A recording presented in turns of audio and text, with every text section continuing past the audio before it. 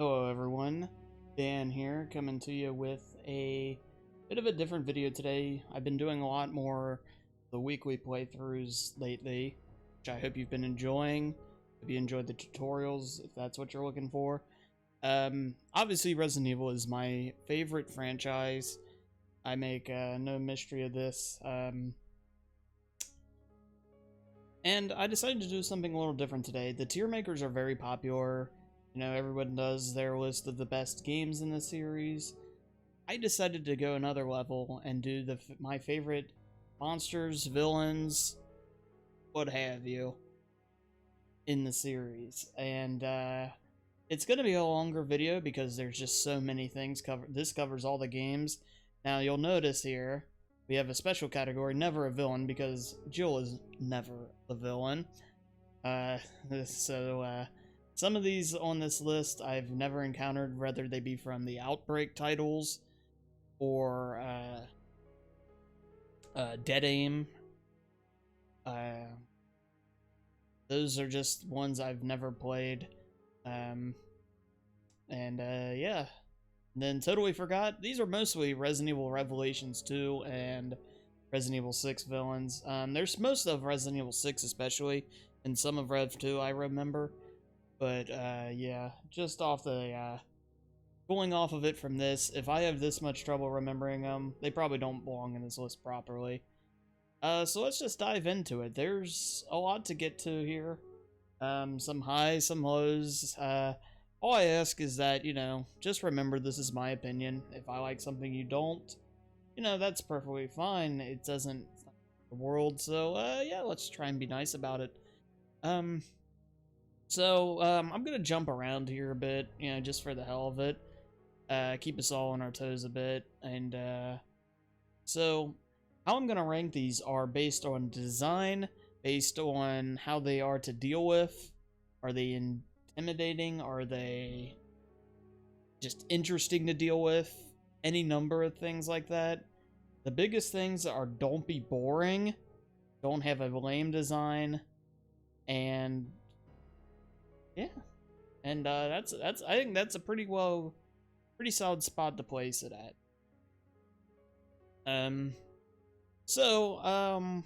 We'll go ahead and get ourselves started here with why don't we start with the Licker, a signature villain from of course this is the Resident Evil 2 one. You'll see the beta one there from RE5, and the Licker is of course just legendary. It belongs in the A slot, and you know, we're gonna have, it might seem like some of these get crowded, depends on where I get started, but the Licker, the opening scene, when you see it for the first time in RE2, that is a scene that's ingrained in many of our young minds from playing this when we were probably a little too young back in 1998, and the design is great, the threat is high, and they only became a little even more terrifying in the remake.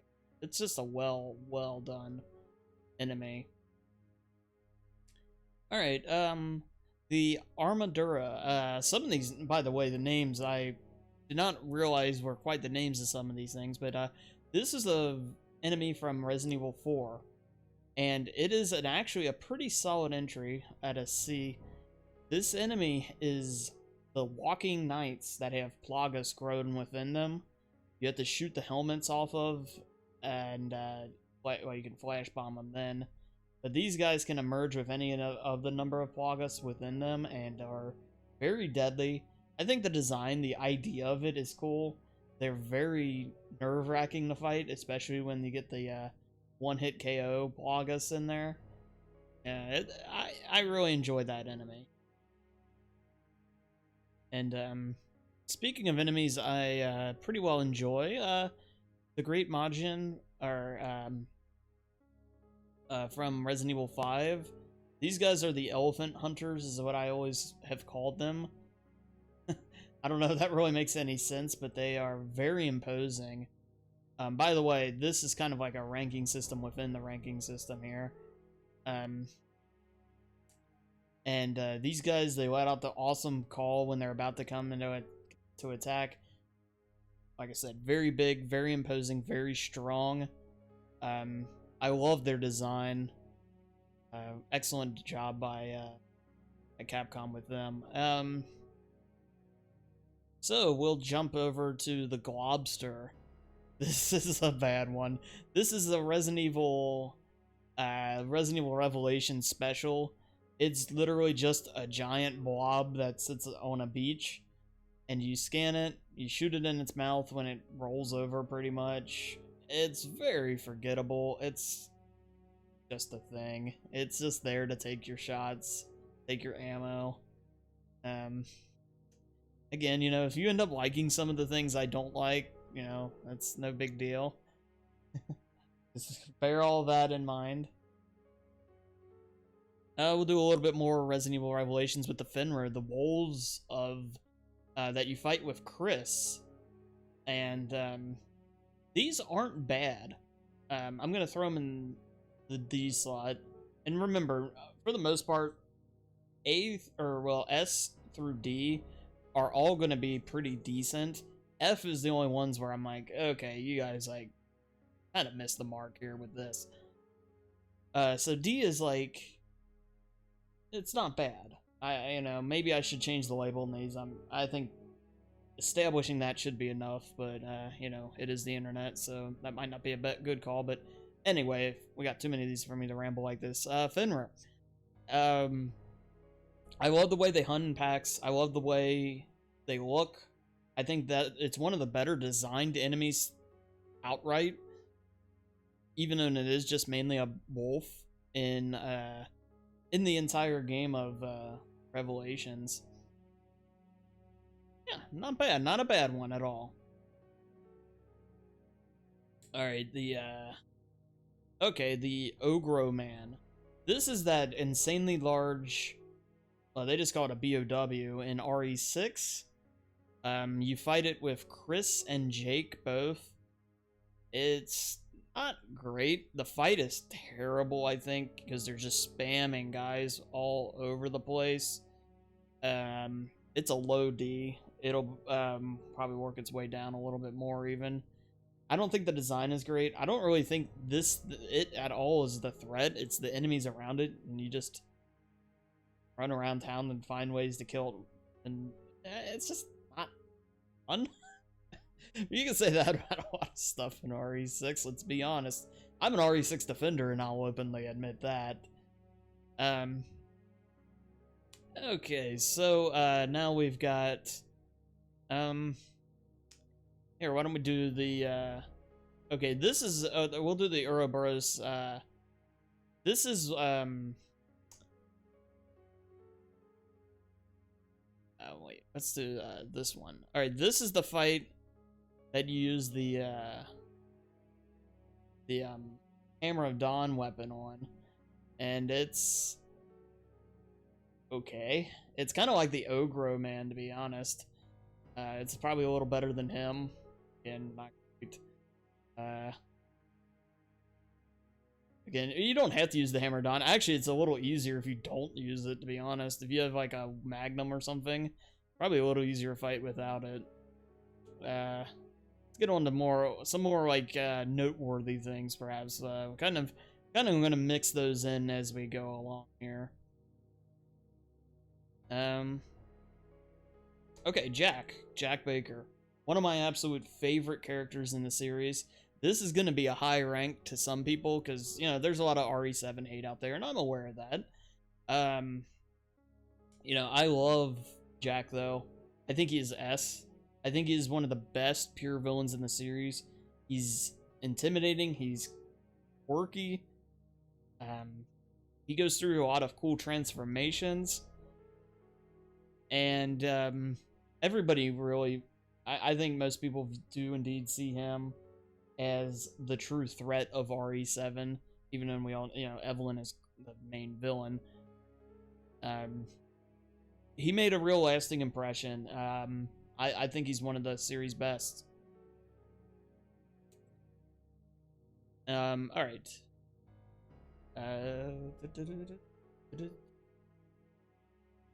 All right, the Farfarello, which basically are those invisible hunters from Resident Evil Revelations.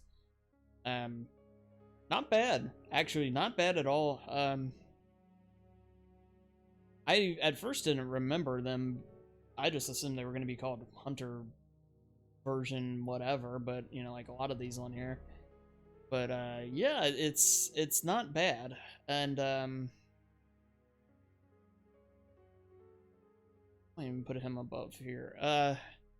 Yeah, it's one of the more interesting fights because the AI you're with when you're playing as Jackass and Grinder is working on stuff and you have to fend them off while he's doing it. It's a very tough fight on the highest difficulty. It's a very fun fight. It's not bad. The designs in Revelations are a little underrated. There's some duds that we'll get to. We already have kind of a little bit, but that's not a bad one. Or the Haos or House. If I mispronounce some of these, some of them have some names. This is the Resident Evil 6 Chris boss, the giant goo monster that actually design-wise is excellent. I think it looks good. Now, how fun is it to fight? It's miserable to fight. It's kind of like the Ogre Man fight, but the whole Chris campaign feels that way. You know, like, that's what's so bothersome about that game, and I think a lot of people may feel this way, is there's a lot of good in RE6. I think it really doesn't do anything outright terribly, except a lot of its fights are drawn out and just not fun, when that whole point of that game is to be over the top and fun. And you know, whether you think it's a Res Evil or not, it does fail in some of those regards. And that's the biggest problem with it. Alright, Ironhead. This is the big Resident Evil Revelations 2 threat that is another pretty solid one. And these guys will they're fairly common, pretty imposing, can do some major damage to you. But I think they slide right into the seat. They're kind of with the same group of threat, to be honest with you. I think they belong there. But breaking all the, alright, the Gizozo, or Gyozo, or, you know, whatever. These are the Revelations fish. Again, and this is kind of a dud enemy. It's better than the Globster, though. Globster's not going to do well on this list, but these guys, the design, I think, is okay. They look a little cartoonish, perhaps. Even the picture here, you can kind of see that. And when they jump out of the pond, or like the little fountain in the casino area, it's kind of cool and everything, but at the same time, they're a little on the weaker side. Alright, now one of the better Revelations minor enemies, the Wall Blister. I didn't realize this is what the thing's name was. This is a pretty good threat in the game. I like its design. It's like a green blob with long arms, and the claws look really good on it. This picture makes it a little hard to tell what it actually is. Again, not bad. Not a bad one. Yeah, Revelations does some good work for being, in my opinion, one of the weaker titles, for being frank. Burzak. This is the shark from Resident Evil 6. You'll notice we're doing a lot of some of my lesser favorite ones here at the start, with the exception of Jack and the Liquor. This shark's actually a fun fight. I think it's one of the better fights in Resident Evil 6. It's mostly like a goofy QTE fight. But it's exactly that. It's just a goofy QTE fight. There's not much memorable to it. I think it slides in there. It's fine. It does what it needs to do, but it's no Neptune. And now Neptune, oddly enough, fighting is actually pretty limited. But Neptune has the amazing threat, because if you go down and you do not have the control room key, and suddenly you have to worry about Neptune, holy shit. Neptune's design is flawless, I think. you know, like all the remake bosses, Neptune is terrific. Kicks the shit out of this shark, though. Sure. The Novistadors. Okay, this enemy is the king of being a big, gigantic, uber pain in your ass. The design is okay. The sounds they make, not bad. They are not fun to deal with, though. Like, even if you're taking your time to edge out all of them or whatever, it's not fun with them. So, yeah, I'm gonna put them down here.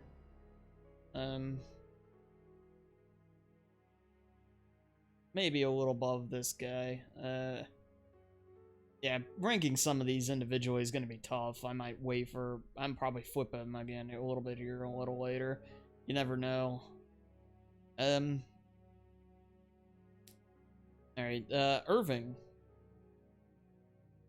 Alright, I like Ricardo Irving quite a bit.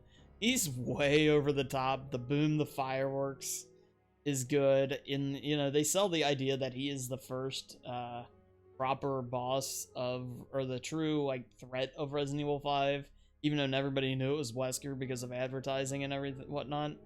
But he's not bad. I like him. I see some charm, some corniness from him that a lot of the old bosses show. He might be a little over the top, maybe a little much, but you gotta remember, it's Resident Evil 5, so he fits in just fine.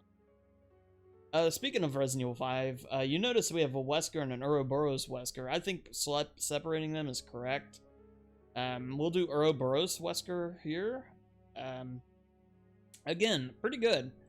This is when Wesker goes off the rails. He's so over the top here, it's nuts. And, you know, he gets the spaghetti arms and all that stuff. You know, he's meme central. But it's a fun fight. I think it is an excellent fight overall. I'm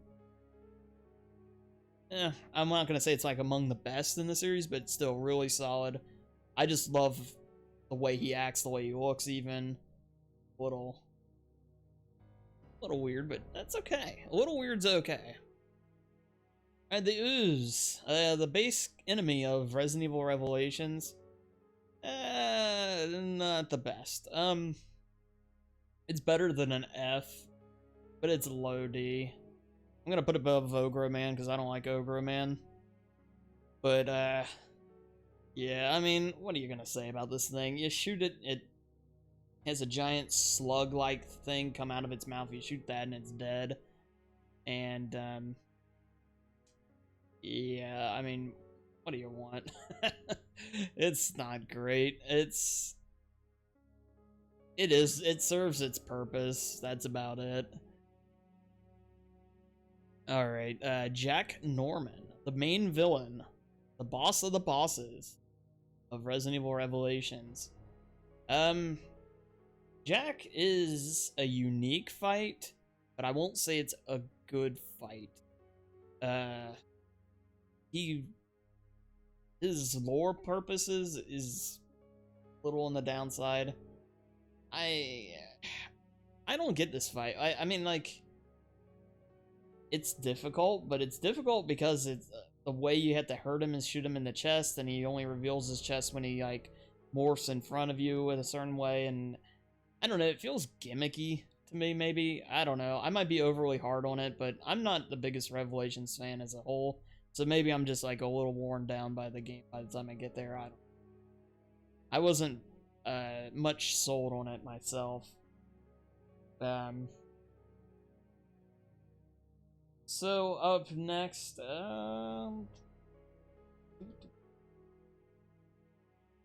we'll do another Revelations boss. This is the deck boss. I don't know how the hell you say that name, but this is probably the worst fight in Revelations. The design is not even that great. To me, it's okay. It looks fine, but at the same time, the fight is terrible. Maybe I never figured out the right method to do it, but it always seemed like it took a long time. Jack is kind of the same way. I like Jack's design enough and everything to kind of pull him through to this, to the D rank, but like this thing's pretty much Ogre Man, only Ogre Man at least looks okay enough. I don't know. It just didn't work for me. Okay, the base hunters from Revelations. This is probably my least favorite of the hunters. But it's still a hunter. I won't say it's as good as the Wall Blister. I actually like the Wall Blister quite a bit in that game. It might be an annoying enemy the way it pops up, but, you know, it's a hunter. It's nothing compared to, like, the originals, though. Alright, the Soldier Ganado. What are you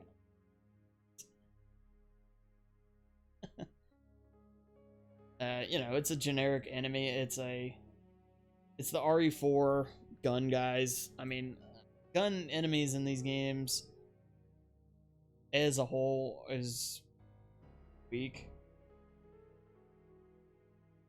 I'm just gonna throw them up there just because we're gonna get a lot. Well, there's gonna be a lot of F tiers. But yeah, the gun enemies in RE are never good. The best is probably RE6, and that's the worst enemy in RE4, I think, by far. By Kichwa, you butchering that. These are those little spiders in Resident Evil 5 that you see like 3 times in the game, if even that. They're better than Globster. They're probably a little worse than the Gizzo. Yozo, or how the fuck you say it. Sorry. But yeah, you can throw a flash grenade and wipe out an entire group of these things, which is kind of cool. Yeah, they're just there. I don't know. I think they just wanted to throw a little enemy in there at you, and they did that, and it serves that purpose. And yeah, that's all that really needs to be mentioned about it. Indesu. Alright. Now, we'll get to the El Gigante eventually.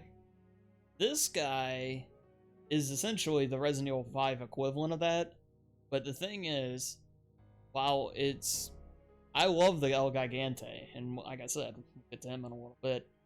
The design is great. I like the fact they gave him a little beard and everything. The fight against it is unique. It's different than what you deal with in 4. But I don't like the fact that 5 took this enemy and just basically put their own spin on it. It's the same with the chainsaw guys. Like, they were so unique and perfectly put into 4. And I guess the idea of them translating, because it's the same virus, makes sense.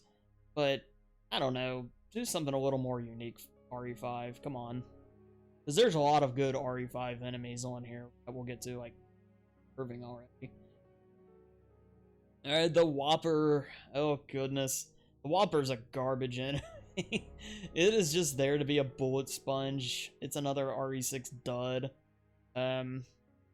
Its uniqueness, I'll put it above the Soldier Ganado. But, let's just move on. That's a bad enemy. Alright, the Blob. Okay, this is found in the Lost in Nightmares DLC for Resident Evil 5. And now this isn't bad. Yeah, this is a solid into the C ranks. Put it a little below Ironhead. These guys, you work in tandem with your co-op partner to crush when you lose your weapons in RE5. It's a pretty solid enemy.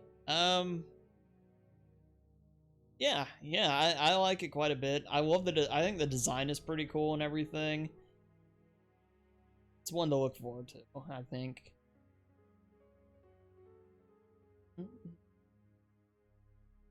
Alright, Plant 43. Now, obviously Remake 2 changed the idea of a little bit of what Plant 43 was. And they remade the plant enemy into the Ivy, which we'll get to a little later. Plant 43 to me is a crap enemy in Resident Evil 2. I'm willing to give it a D because it's a threat, and I'm nervous when I deal with it. But I think it's just a spongy, annoying enemy. Not very fun to really engage with in any way. Yeah, I'm one again. But yeah, I just don't get it. You know, I don't know. It's threatening, I guess, but yeah, it's just not fun. You know, like, it's a little cheesy. And anyway, I can't over-explain some of these. It'll take forever. The Reapers from RE5, and this is one of the better RE5 villains. I think anyway. You shoot it, and then it has these white, almost looks like a slug, parts that emerge from it, and you shoot those, and you pop all of them, and it kills it. These things are very threatening. I think their design is cool. I think the threat level is appropriate. Yeah, I think that's a really solid, good enemy. Stir here. Yeah, I think that's a good spot for it. Alright, Plant 42 is iconic. It's weird. It's a good fight for the most part. I really like the fight with it in Remake. The designs they did with it. Every design in that game is good. I think Plant 42's maybe even a little underrated. It has interesting ways you can deal with it. You can fight it. You can fight it multiple ways, really, in the original game. You can use the V-Jolt. You can have Barry come and save you if you're playing as... Excuse me, if you're playing as Jill, you can run and use the V-Jolt with Rebecca, then shoot it dead with Chris. All kinds of interesting stuff. And the design is better than you'd think for a plant enemy. You know, not bad. Alright, the Albinoid. This is this giant salamander from Code Veronica that shoots out electricity, or it uses salamander DNA. It's salamander. But, you don't even have to fight this thing, though. It's not great. It's probably maybe the weakest boss. I might end up backing up on that in a little bit. We're gonna put this above this. And I don't know. It's in this group with these three kind of all belong together. Are just some of the weaker boss fights in the series. Like, you don't even have to fight this thing. It's pretty easy to avoid. To be honest, you probably take more hits from it in its baby form when it escapes. Yeah, just I don't see it. Some maintenance here. I'm seeing it. I'm kind of changing my mind a little bit on some of these. Don't worry, nothing's gonna jump tiers. Alright, Derek Simmons, the big bad in the Leon campaign of Resident Evil 6. Simmons is ridiculous. He's nuts. Like, they went so over the top with this guy that I think if they actually dialed it back just enough, he would have been okay. Plot-wise, he's whatever. You know, what the hell is the plot in RE6 anyway, really? But like, he turns into a dog thing, he turns into a mosquito thing, and I think the mosquito fight is actually not bad. It's fine.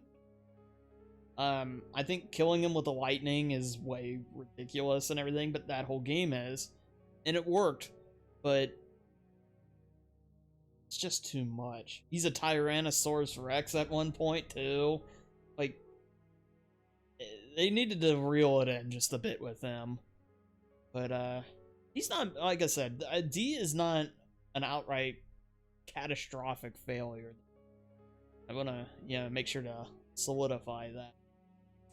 Alright, the, Adules, however you want to pronounce this, these are the dogs from RE5. Pretty underutilized, pretty forgettable. You know, as far as dog enemies go. we'll see a lot. It's not as good as the Fenrir, for example. We're probably gonna throw this into the F. It's not bad. It's just, you know, something's got to be in it. It's just not memorable in any way. Like the nose Vistadors, are annoying. They're stupid, but they at least have a memorable factor to them. Same with Plant 43 and even the Ooze. These guys just don't do it, especially compared to like some of the other dog type enemies in the series. Alright, the Sea Creeper. This is the underwater thing that will like gobble you up if you don't maneuver right in Resident Evil Revelations, and they what was almost totally forgot, to be honest with you. This is pretty bad. Like, I like the look of it, so maybe I'd be willing to move it up here. It's not just so generic, but at the same point, like, compared to the shark here, it's not as good as this. It's better than Hope, though. I'm better than this guy too. So it's like, you know, again, maybe we need like a boss reject group for these guys, but it's whatever. I didn't think it was anything special. Kind of notably just moving on from these. Alright, the Yavo. Alright, so these are better than the Soldier Ganado, but it's still pretty much the same thing. They're not unique. They're not special in any way, really. It's the RE6. I mean, even the picture almost looks like it's just a reskin. Well, like the Whopper at least is unique. It's stupid, it's spongy and annoying to fight, but at least it's unique. So I'll give it the edge over like these, but yeah, these guys are weak COD now.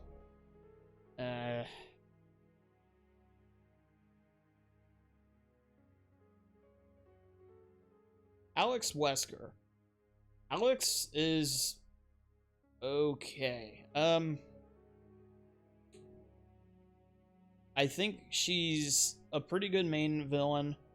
I don't think she's along the best in the series. Now, maybe if they continue her line from Revelations 2 onward, I think she can become that. I'd like to see them have it where she's like secretly running the new Umbrella or something somehow through Natalia. I don't know how they'll do it. You know, they'll Resident Evil it up, but I think there's potential there. She's okay though. Revelations 2's pacing and everything makes it very hard. Probably hurts the character a little bit. So I mentioned earlier, I had my B.O.W.s enemies mixed up. I mentioned the one that's on here is actually the flamethrower fight already. And this is the one you fight with the Hammer of Dawn. Either way, it's about the same. So this is the Hammer of Dawn one. This one is the... Yeah, this one is the flamethrower one. And the pictures don't really help me. Didn't really help me out here, so avoiding that mistake. You know, the Hammer of Dawn part of it probably gives it the edge. Oh, this one's a little spongy too, so yeah. Oddly enough, the Hammer of Dawn one, like I kind of mentioned, you don't even really have to use it. You can just ignore that if you want. Actually, nah, let's be fair. I was being a little biased because I prefer RE5 to some of these.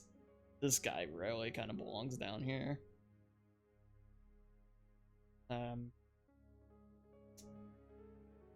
But yeah, I think this is about right.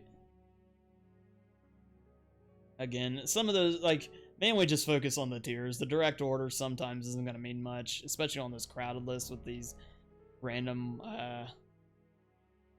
the random lower enemies. The Shrieker. Okay, this is, one of the better enemies in Resident Evil 6. It's still a D, but it's not bad. I mean, it's not really original, because, I mean, we've heard the screaming enemy that draws other enemies, but I like the look of it quite a bit. Like, it's better than the use, for example. Let's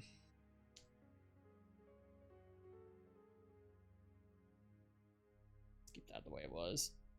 I'd probably put it right about here. It's not terrible. It fits in well. I think originality hurts it a bit. I mean, like I said, the look, but the actual, like, execution of, like, what it does has been done before. We've seen it before.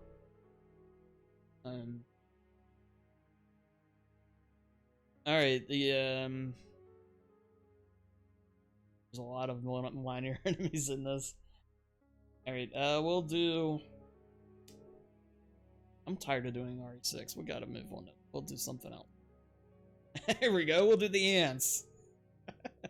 Okay, the ants are pretty crappy. I mean, what the hell, game?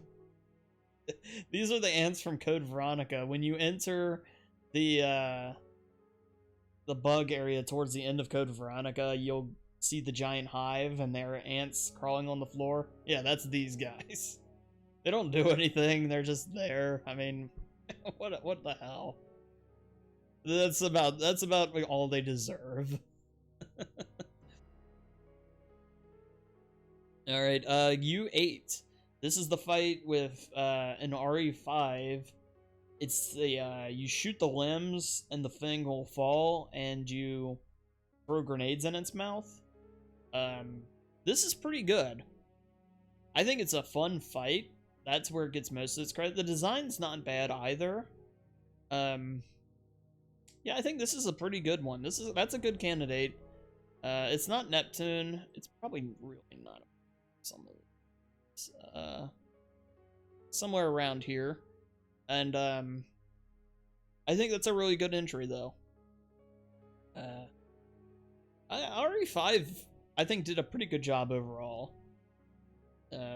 Some of them, like we'll get to in a bit, are a little weaker than others, but overall I think they did a good job. Spiders. I assume these are the spiders from Resident Evil 7. Yeah, they're better than the ants, I guess. They block something, so they be an imposing force, but, insects, from the looks of the picture, this is the insect that, Marguerite will throw at you. The, like, bee things. I always thought they were bees of some kind. But, yeah. I mean, come on. It's a stupid bug. Like, it's a little better because you do have to shoot it. Oh, here are the bugs. Okay, this is the swarm. Yeah, because Marguerite has 2 attacks. She sends the swarm, and then there's, like, the big fly itself, or bug, bee, whatever it is. The swarm is a little better than the spiders. Yeah, these are all belonging. Like, the insect is better than these 3 for sure, but...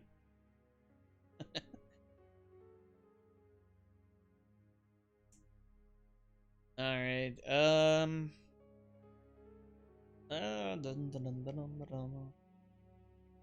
the Gravedigger.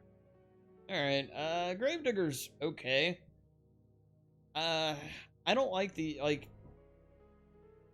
I'm a little hypocritical with this because, like, Neptune and Black Tiger and Yawn all do well. Giant versions of just base creatures, though, are on the lamer side to me. Now, granted, Gravedigger's altered a bit, but it's always... It's a fun fight, though. Or fun enough, and dealing with it in the underground part is interesting. Boy, this is a tougher one to rank. I think it's a high D, though. Again, D is not terrible outright. Now, maybe some of these really should be an F, but... Yeah, it's... The fight bails it out, though.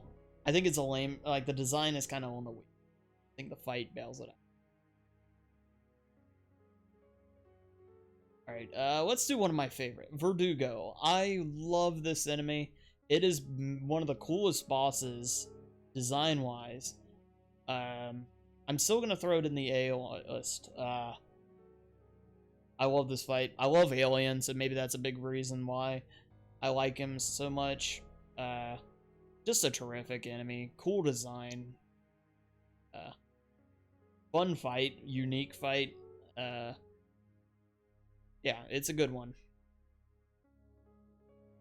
Alright, up next we've got the sliding worms from Resident Evil 3.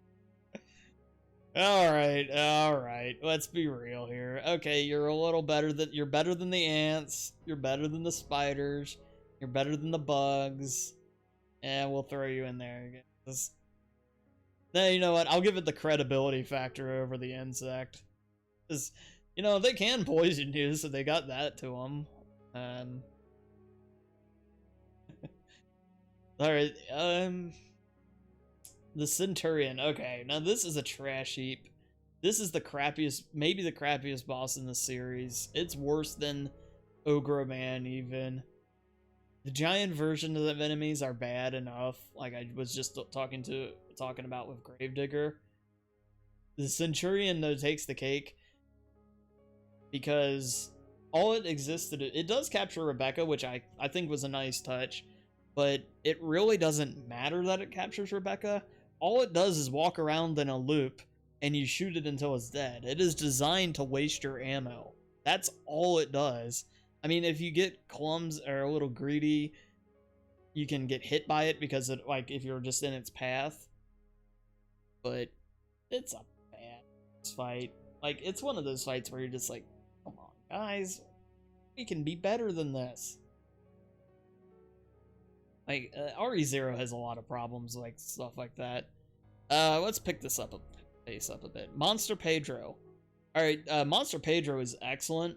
One of the better ones on this list, I think. He can, and the reason I say that is because, depending on when you fight it, probably affects us a bit. But this is an intense fight. It can be a very intense fight. It's better than Alex Wesker's fight. I think it's the best fight in Revelations 2, to be honest with you. Very underrated. Alright, the Regenerator. Well, we'll do the Iron Maiden wrong with it here in a minute. Regenerator, to me, is the best non-boss in Resident Evil.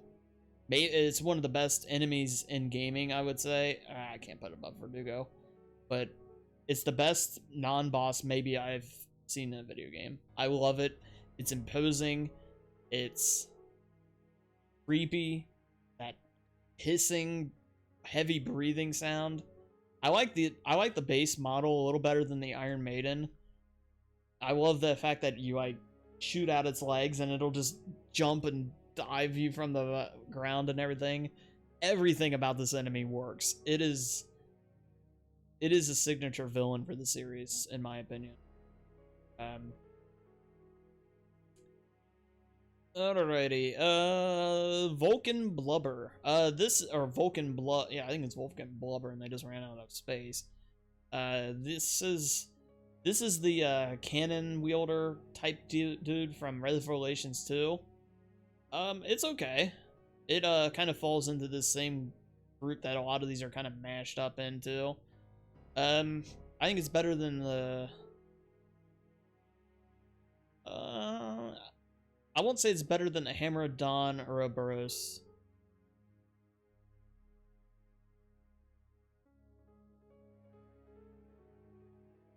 I love its entry. Like, when it comes out and you deal with it, I think that's good. So we'll move it up a few slots. I think it's right around here. Good design, though.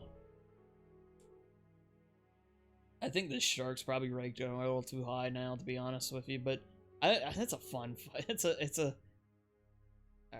I'm not gonna second guess it. The tiers are the same. It's in the right tier. I know. I'm happy with where that is.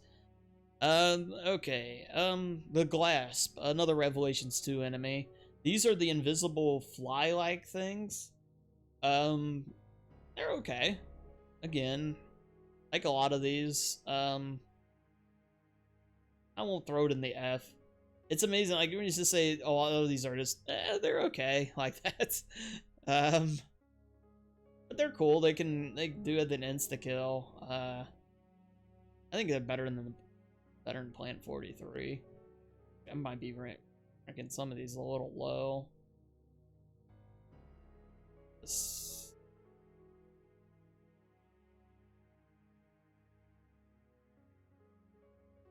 I think that looks better. Alright, the Monster Neil. We're just gonna wrap up Revelations 2 here. Monster Neil's a pretty good fight. The design is pretty decent as well. You know, I think he's gonna sneak into the C tier. I like the way the fight ends. You know, you have a choice of how it ends, which is very cool.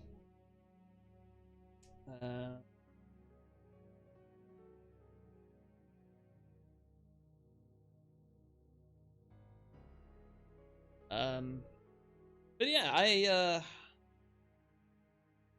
like Monster Neil. Like I said, the plot-wise, that's a better fight, even more so. So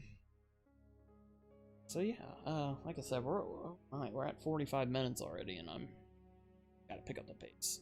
So I've said that a few times already. All right, the Ouroboros. This is the first fight where you killed in the furnace. This is probably the best of the Ouroboros outright fights. Once again, I'm gonna sneak this one into the C list. It's not bad. I like the fight a lot. You know, you have to work with your partner well if you want to kill it in the furnace. Now, if you kill it outside the furnace, you actually get a special trinket or artifact or whatever the hell you call them in that game. Oh, here we go. All right, this is the Tyrant, Hypnos T, from the classic Resident Evil Survivor, the greatest Resident Evil game. Let's be real.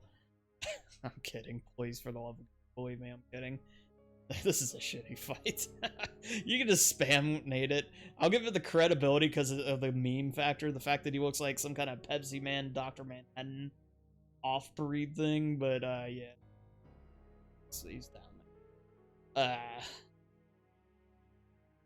Nemesis. Alright, this is one everybody's like, man, why did this guy shut the fuck up and get the Nemesis? Nemesis is S tier. You know, the pursuing threat throughout the city. He appears everywhere. He looks cool. He sounds cool. His various forms get weird. I mean, like, I think my favorite is the chemical fight Nemesis. His look there is at its peak. I'm not a huge fan of his final form. I mean, they just went way off the walls with that.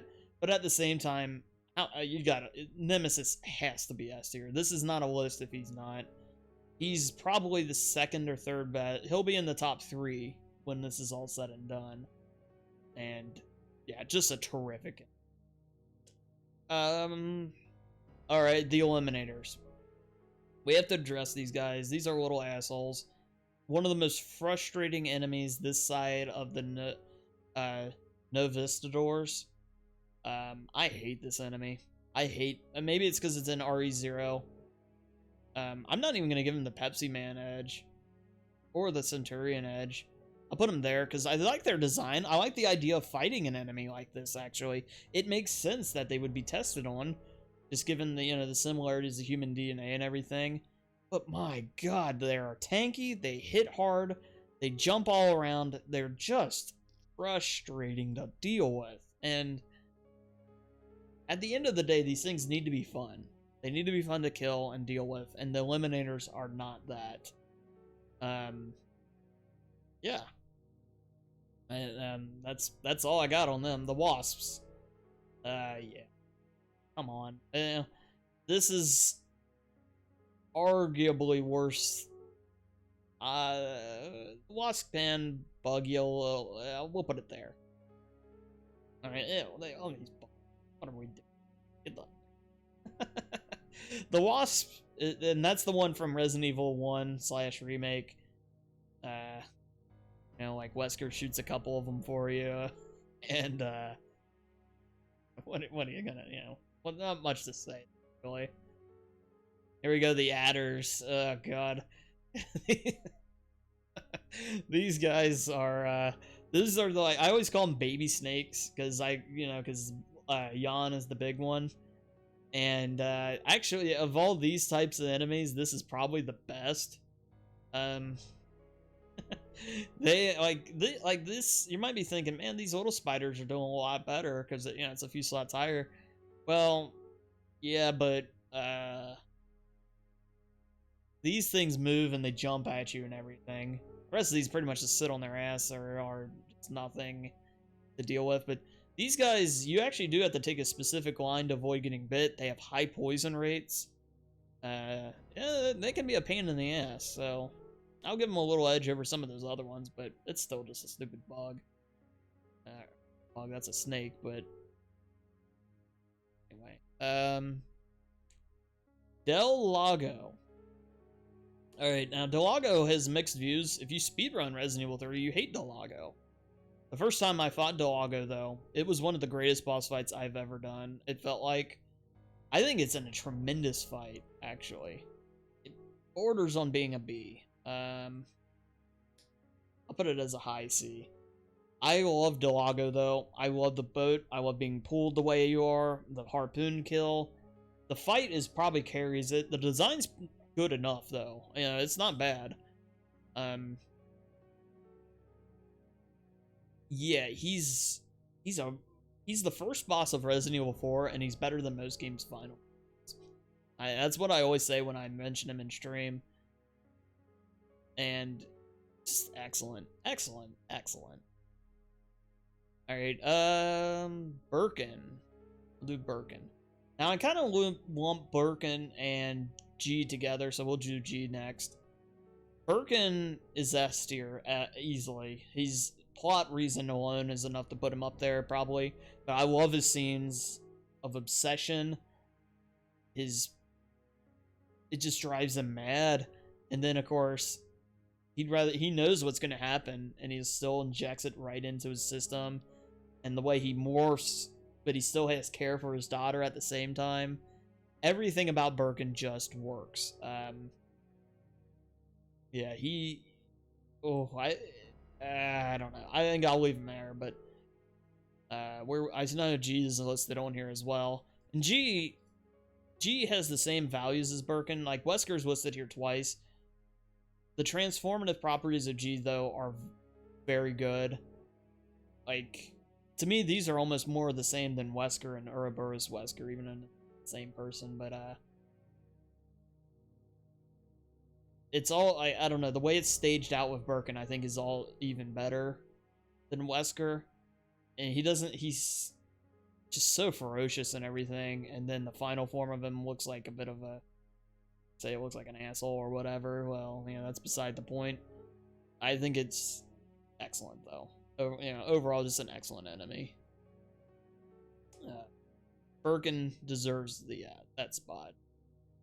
Gulp Worm. Crappier Gravedigger from Resident Evil Code Veronica. It loses points for being a copy of something already there. I'm giving this guy an F. It's super easy to kill too, especially if you have the like bowgun powder bolts. You can kill it in like 4 of those or something like that. It's pretty good.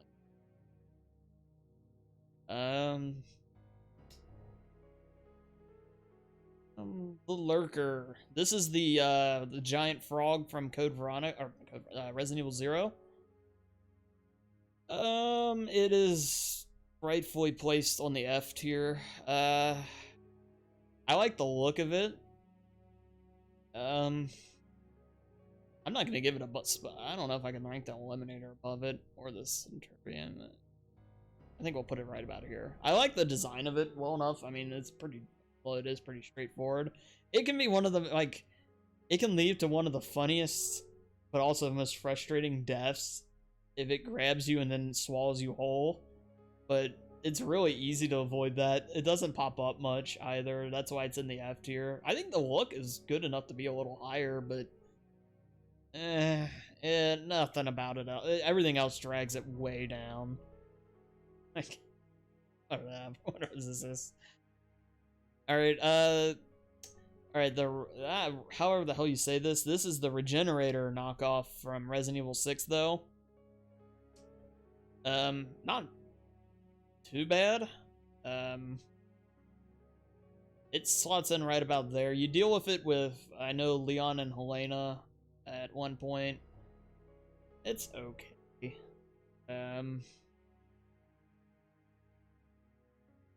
I don't know. Like, they weren't able to capture the same feeling of the Regenerator with that thing. And some of these I might not be elaborating on as well as I'd like to, but it is. The bats. Okay. Code Veronica bats. Again. Join the rest of your minor inconvenience enemies. The bats, I'll say this. The bats can actually mess you up a little bit if you don't know to just equip the lighter. If you've played Code Veronica and they've messed you up, or you're wondering, just equip the lighter and you're clean. You're good. They won't bug you. Speaking of bats, the giant bat from RE0. Okay. Now, I think the giant bat actually looks good, so it's going to get higher ranking than it deserves. This is one of the shittiest fights in the series, though. Like, no joke. Let me slide over there. I love the look of the bat. That gets it higher ranking here than it should be. But this is a disaster of a game design of a fight. Because this bat, you get an awkward camera angle to fight it. It can dive you and carry you and pick you up, which is frustrating. It also has a bunch of smaller bats with it that can take shots and block your shots, and also take your aim away. It is just awful. Awful fight. I don't think much of RE0 anyway, but this guy and this guy and this guy, wow, they do a hell of a job to really pull the whole experience down. Not that I want to rag on RE0, but Stinger. Stinger's the best of the giant generic enemies of Resident Evil 0. And yeah, it's better than Ogre, man. It's better than the Albinoid, I'd say. So we'll throw it right around here. I think it looks good. It requires a tiny bit of strategy to deal with, I guess. It dies fine, I guess. But yeah, I mean, it's just a giant scorpion at the end of the day, which is a good pick. You know, like the best strength of Resident Evil Remake, or Resident Evil 1 in general, is they take a shark, snake, and spider, which are probably three of the most feared creatures. I think a scorpion would be the next stage to that. It's like in that next tier below those. So I think the design is a clever one, but fighting is just okay. Not as good as it should be. The cleaner. This is the king of the memes of Resident Evil Survivor. Resident Evil Survivor is hilarious. I love it for how shitty it is, but oh my goodness, these cleaners, they're so lame. They make this weird cat-like tased puma sound when they die. Yeah, I have to I'll give them a couple edge over some of these for hilarity factor, but it's a terrible enemy. You know, like, if you're comparing it normally. Alright, we got Marguerite. I don't like Marguerite as much as Jack, but Marguerite is awfully damn good. Again, she's very foul-mouthed. She's, maybe we'll put her in the B list. She's got a foul mouth. She's one of the most disgusting fights I've ever done. I like her. She's a great horror game boss. And, you know, her screaming at the dinner table, I made that for him and all that. Oh, I'm a huge RE7 fan, by the way, so that doesn't hurt. But her fight is excellent. It's one of the highlights of the game, for sure. Alright, we'll get to... Oh, we'll do the Crimson Head. Excellent, excellent, excellent enemy. It's not quite the Iron Maiden, and maybe it's close to the Licker. It's in this group, though. It belongs in this group. It takes one of the lamest enemies in the series, which is the zombie. I'm sorry, it is facts are facts, and makes them terrifying. I love their speed. The boss, Elder Crimson himself, is excellent. This is a great villain. Great villain. Alright, let's see here. Salazar. Salazar kind of falls into the same group for me as Irving. I like Salazar. He's ridiculous. I don't know, he's like that little ant you just want to squash so badly. Ordering some of these, but I might even put him a little above Wesker. I think that looks good. But I love how like him and another one of the Verdugos transform into the giant thing, and his just plot points are good. He's good. He's good. He's silly. He's whatever, but he fits RE4 so well. And maybe that's the best compliment I could give him. Alright, the Plaga. This is just the base Plagas that pops out like it's that little centipede-like thing. On their own, these things aren't very special. It's better than some of these. Put it right on. I'll put it right about. Nothing special, but this I can forgive a lot better than some of these on this tier, just because in this form, yeah, it's a little lame, but at least it serves a greater purpose to become something much better. The Queen Leech. Alright, this is one of the weaker final bosses in the series. I don't want to sound like I'm ragging on RE0 constantly, but it has bad boss fights, I'm sorry. I like the look of Queen Leech well enough, even though it looks a lot like the final form of Nemesis. And, I think Simmons is better. It's a more fun fight. You just sit there and distract it while Rebecca kills it. Put it around like Haos. It's similar to Haos. I like the look of it. I think I like the look of Haos a little better. I think the fight against Haos is probably a little more interesting. It's tough. I don't know. Comparing these individually is difficult. But it's not great. I just, sorry if you're an RE0 fan. I have trouble with that game. Getting into it, just from stuff like that, actually. You think it'd be the inventory management. That's where I think it drops the ball, though. Oh, the Moth. This isn't even the Great Moth or whatever. Oh, this is the Code Veronica Moth. This thing's a pain in the ass. Okay, this is worse than the... Alright, this is worse than the Adders. This thing is... It can be a threat? I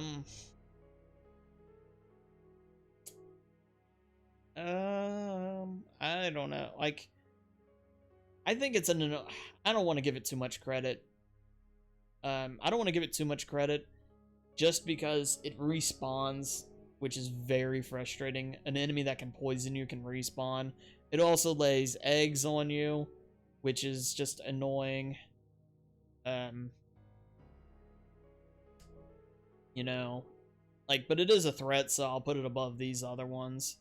I mean, the Swarm of Bugs, I guess, technically is, but...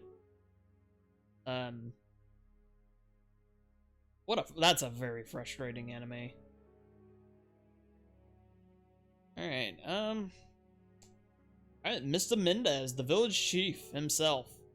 One of my favorites. I think he's great. I think most of the bosses are great in Resident Evil 4. I'll put him right below... Oh, this is a tough group. I think I'll put him right below Pedro from Revelations 2. But he's a B tier boss, I think. I think he's really solid. Yeah. His presence through the whole first act of the game is excellent. And then when his boss fight, I think is cool. I like his design. Both phases of it, even, I would say. It fits the barn environment so well. So well done. Fountain plant. Okay, I mean, why is this even on here? Just use the chemical and kill it. I never even viewed this thing as a threat, but I guess it can slap you when it does get in the way. Like, come on. Alright, the village Ganado. You know, this isn't too bad. It deserves a spot over the base, over these guys, the ones that use the guns. Yeah, so it's like, yeah, as far as, like, it's better than the use. I think they have a good enough look. They're a little, you know, like I said, they're generic. But, you know, you need generic enemies, though, too. And I think it's fine. I think it's better than, like, this the flamethrower Ouroboros or any of these. It's not as creative. Like, this is, I think the design on this guy, and even the ooze a little bit, might put it in the threat of the ooze more so. But, you know what? No. Screw the ooze. You know what? The Shrieker's not original. I complained about that before, too. Screw him. Show some respect to the villagers, because they actually work in tandem. They throw stuff at you. Yeah, not bad. Alright, so we'll get to the Chainsaw Man, the leader of the, not the leader of the villagers, but he's taking that, he takes it a step further. Who doesn't remember this guy, though? Seriously. Maybe one of the most memorable encounters in video games is when you first get to the village, and you're getting harassed by this guy, and then he chops your head off for the first time. Yeah, excellent villain, very imposing, everything. Lisa Trevor. Tremendous, legendary, maybe the best addition to a game through a remake ever. Her whole segment is haunting. It's sad. Her fight is cool and unique.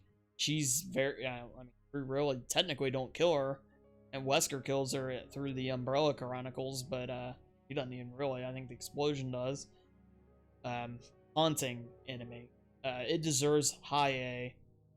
Close to S rank. I like her. I'll give her a slot over Verdugo, and you heard what I said about him. Excellent. Excellent villain. The Crow. Okay. Now, the Crow has some credibility over a lot of these. It's better than most of these. You know what? Better than the RE5 dog. You know what? Out of the sake of credibility, we're gonna throw the Crow into the D tier. It's no, maybe not. Maybe I'm getting a little of myself here. Maybe I'm just hating on some of the game. I'm liking and hating on other games more than I should be. Alright, that's about right for the Crow. The Crow will at least swarm you. It's been in pretty much all the games. And the look's good, but I mean, it is just a crow at the same time. It's better than any of these, though. Better than a lot of these throwaway ones. Yeah, I think that's a good spot for it. I think the design of the lurker puts it above. Same with these three. You know, the look and place of them all puts them a little above. All right. Alright, the Cockroach is the Plague Crawler, as it is called. Pretty forgettable RE0 enemy. It's better than some of the stuff we've put in here for RE0. Is it better than the Crow? Is it better than the Cleaner? It's better than the Cleaner. It's better than the Whopper. It's probably right about. It's better than the Eliminator. Better than Centurion.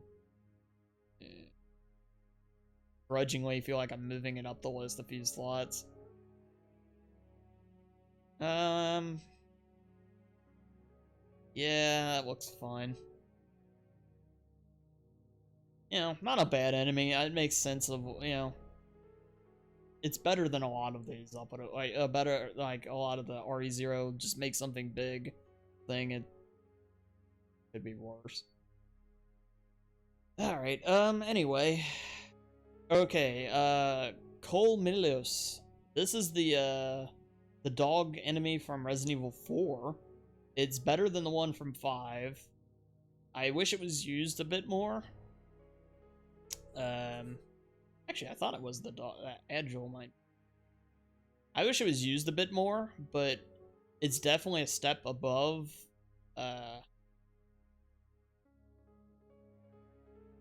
It's better than that. Better than the bat. I'll flip it up. I actually like this enemy. It's they chase you throughout the maze and everything. I assume this is right. I thought it was a darker dog though. Maybe I might have the dogs mixed up. Forgive me if I. But yeah, we'll throw it right around here. Yeah, because I might end up seeing another dog here in a minute and realizing I got the wrong one. But you know, either way, the RE4 dog is one of the better ones. Let's see here. Okay, C zombie dog. So this is the RE6 dog. I'm not gonna lie, I forgot RE6 had dog. I haven't played some of RE6 in a while, so I apologize for that. I missed that one. Same with I remember Bloodshot from the Leon campaign. These guys are tough. I think they have a good design. Yeah, because you fight this in the graveyard section, and I think another couple, and they kind of expose their heart after you do so much damage to them. You know, they're about as good as the Shrieker. I'd pair them together. I think that's about right. The Castle Ganado. Again, much like the Villager, I think these guys are pretty good. They have flails, which are a little bullshitty on their hitbox, but they work well in tandem. They have crossbows, which are annoying as fuck, but I don't think they're quite as good as the Villagers for that reason. But for base enemies, they're not bad.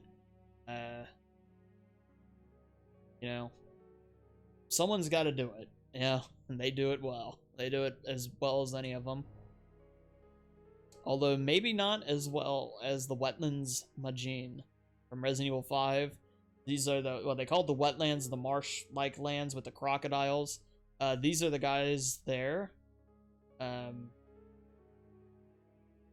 again, I think this might be my favorite of this type of, you know, the base enemy. I like that the way they will do the matrix move to dodge you, all of this. Oh boy. Finrur's good. Finrur's really good. That might be my favorite of them. Just thinking. I like that Ouroboros fight well enough. We'll put him right about there. A good, solid enemy, though. I might be overthinking this to make it take a little longer. I apologize for that, but the base Majin, this one it looks like he has a gun. I don't remember which one this specific. Oh, this is the one from the DLC, the Desperate Escape DLC. Yeah, going down. Soldier. Or no, it's just the RE5 gun guy. Yeah. I think design-wise, I'll give it this rank. I think the RE6 one has the best design. Alright, the Town Majin, which is the base villain of RE5 Town. It's better than the base villain of... It's better than News. I think these guys are fine. I don't know about that picture. I can't tell what that is in the picture, though. Doesn't look... But yeah. Nothing special, necessarily, but it's not bad.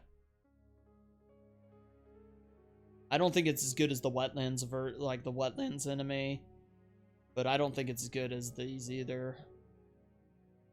but again, you know, they do their job. Okay, we're starting to thin it out here.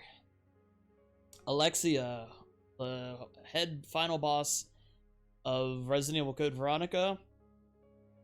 I'm gonna put her up here next to Delago, Alex Wesker. Now see, Code Veronica,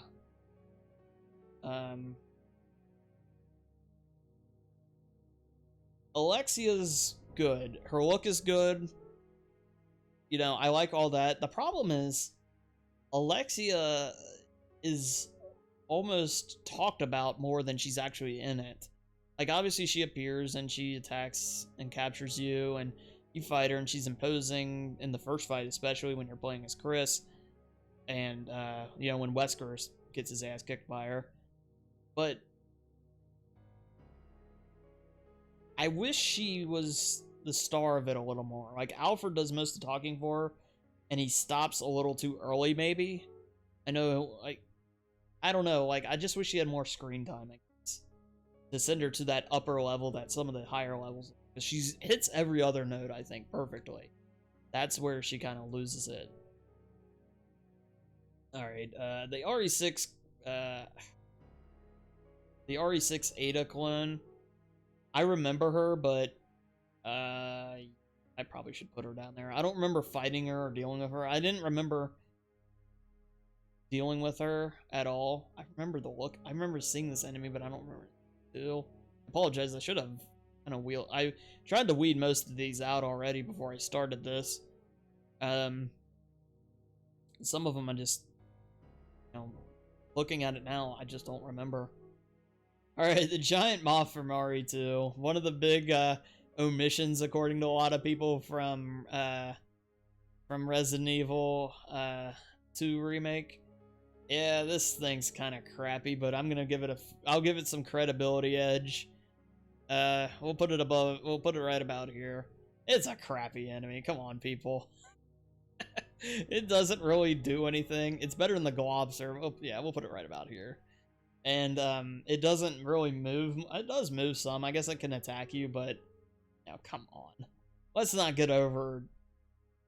overrate this thing. Like, we miss it from RE2 remake because we miss it's just something that wasn't there more than we actually truly say, man, it's in there. Alright, Black Widow. Alright, this is the Code Veronica spider. It's not, I don't like it as much as the tarantula style. It does have that eerie move to it, though, the sound to it. As far as the spiders go, it's not bad. I'd say it's better than Plant 43 for sure. Not even at Plant 40, a bit high. You know, looking at it now, I don't like.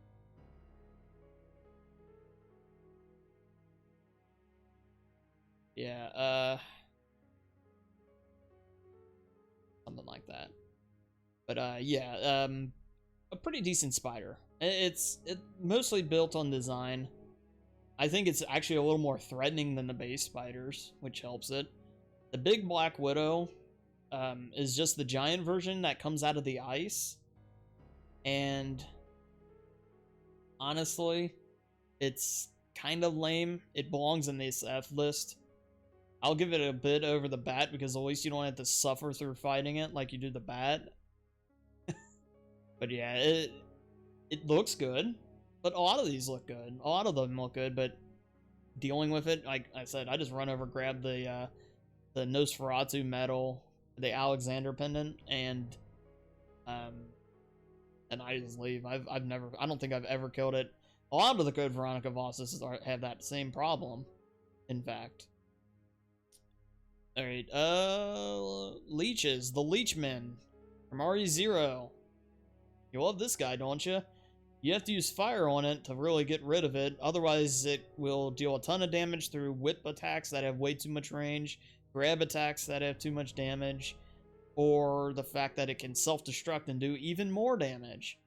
It's better than these things, because these things are garbage, but it's a bad enemy.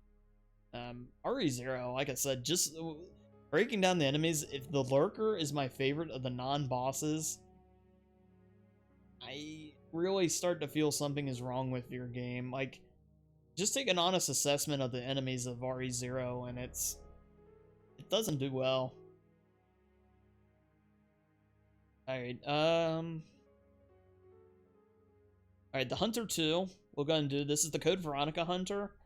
I think it's pretty good. It's good for, you know, it's a solid Hunter, but it's not as good as the base one, which is the, it's about the same as the Revelations Hunter. I'll slide it right about there next to it. There's not a ton of difference really between them.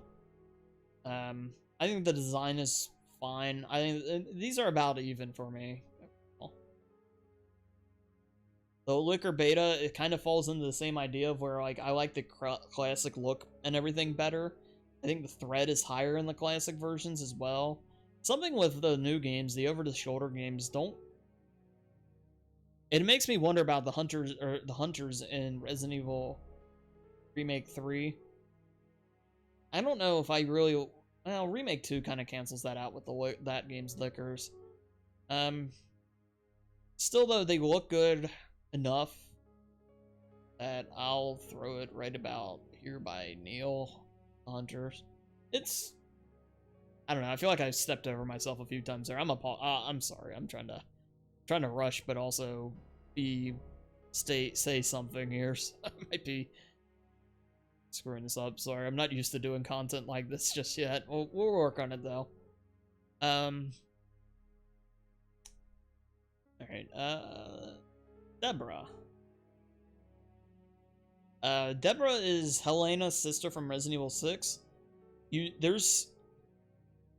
Deborah has a good and bad to her. I think she's better than Jack Norman. The problem with Deborah is her fight, I think, lasts too long. There's a minecart section where you're dealing with her, which I think is really cool. One of my favorite parts of RE6, actually. But then you go and you land and everything, and then you have to do more with her. I almost think I just would have preferred not to. Or maybe just had it been a quick end to the whole situation after the minecart.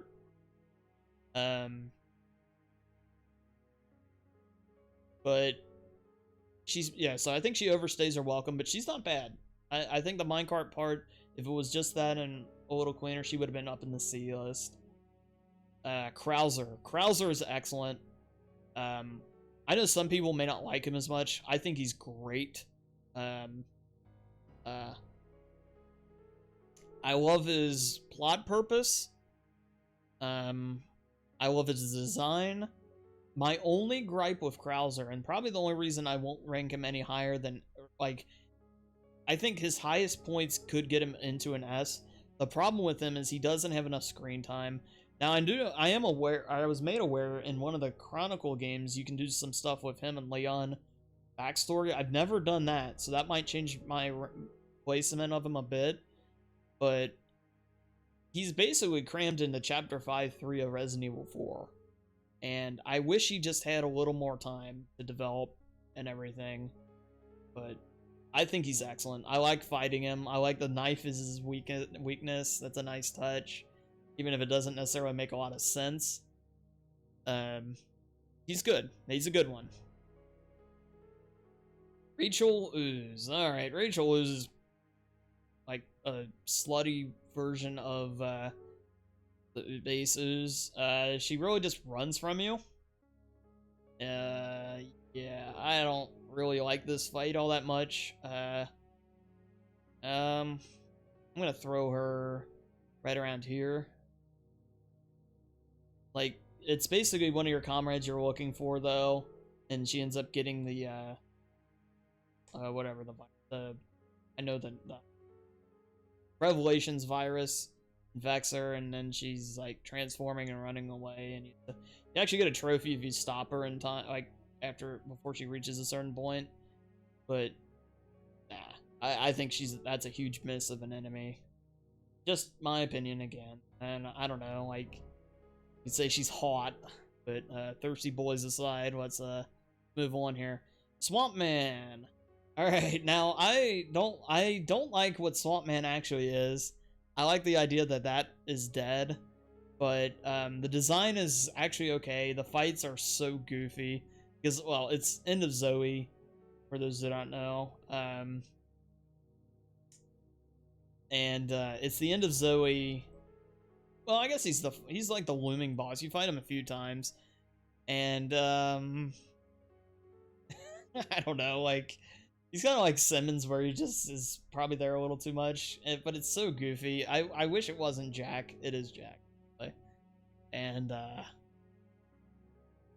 don't know. I assume that's who this is, by the way. It looks like Jack. Maybe the picture's wrong. If it was one of the enemies from that DLC, but I always just figured it was. So if I'm wrong there, I apologize. But yeah, I don't know. It's goofy, but it's whatever. It's that whole DLC's meant to be, which is nice. It kind of is a nice throwback to the tongue-in-cheek days. All right. T078.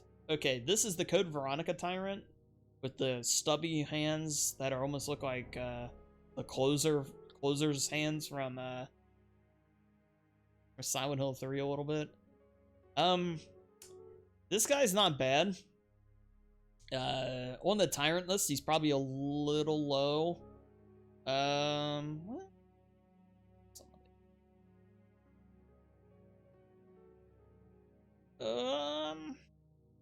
I'll give him bonus, like, because his design is weaker. His first encounter is terrible. The plane fight probably should earn him some points. I know a lot of people hate the plane fight because it can be a stop point to a lot of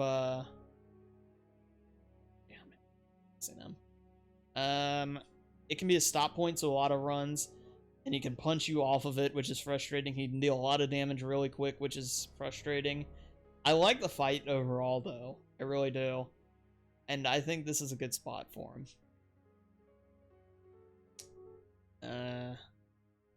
Alright.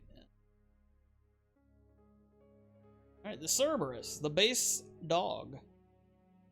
Base dog, has credibility. I think it's, at the same time, though, a bit frustrating. But I think it's still enough to get into the C rank. Is it the Hunter? No. Is it the Licker? Hell no. Is it better than the Eliminators, let's just say? Yes. Is it better than the Zombies? Probably. Is it, you know...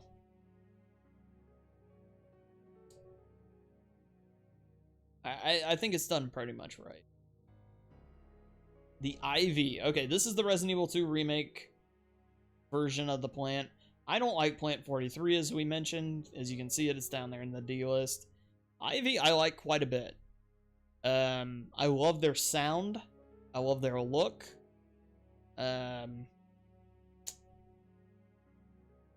Ooh, placing them here is a bit tough, but yeah. I think that's pretty good. Yeah. Killing them is fun. I kind of compare them to they kind of remind me of these guys, because if you miss a shot against either of them, it could be the end of you. I might even be underrating them a little bit, but I think that's good for now. Again, you know, we're almost at an hour. We can up a little bit. Okay. Alright, the machine gunner, the Majin, the Gatling Majin is what they call him. I don't know, like... I don't like the gunners much. These are better than some of the, like... They're fun to fight, I think, in general, but at the same time, I don't like the gun enemies much in these games. Is it better than Stinger? Probably. I don't know. We'll throw them. I think it's good enough to get it. Those guys are good enough to get into the D, but the D tier, but not much better. There's another. Where's the Resident Evil? I think the Resident Evil 4 one's in here too. It's the same feeling. It's the same anime, really. They didn't even change much of the base look. Gatling Man. Yeah.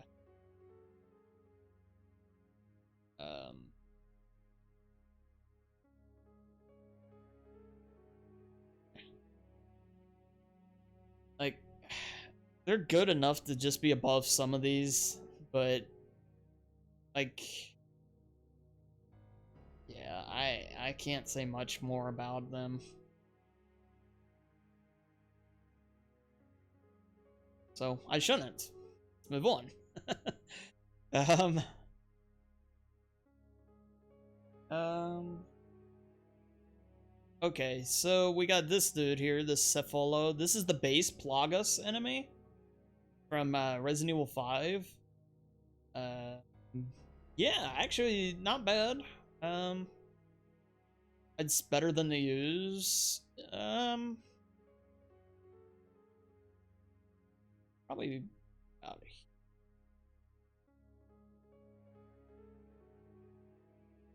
Yeah, maybe not as good as the dogs themselves. Probably better than the base spider from the Code Veronica spider. So yeah, something right out here. But yeah, these are the guys that you pop their heads and the giant Ouroboros like thing comes out of them. Yeah, not bad. Let's see here. All right, this is the another take on that one. This is the one towards the end of the game that will form like a giant shell around it that can, like, if it bites you or whatever, can put you into danger instantly. You shoot a spot on its leg though, and it opens up a weak spot, and then you can just throw a flash grenade and kill it. Pretty cool. This one's actually pretty good. You know what? It might be better than the Wetlands Majin now that I think about it.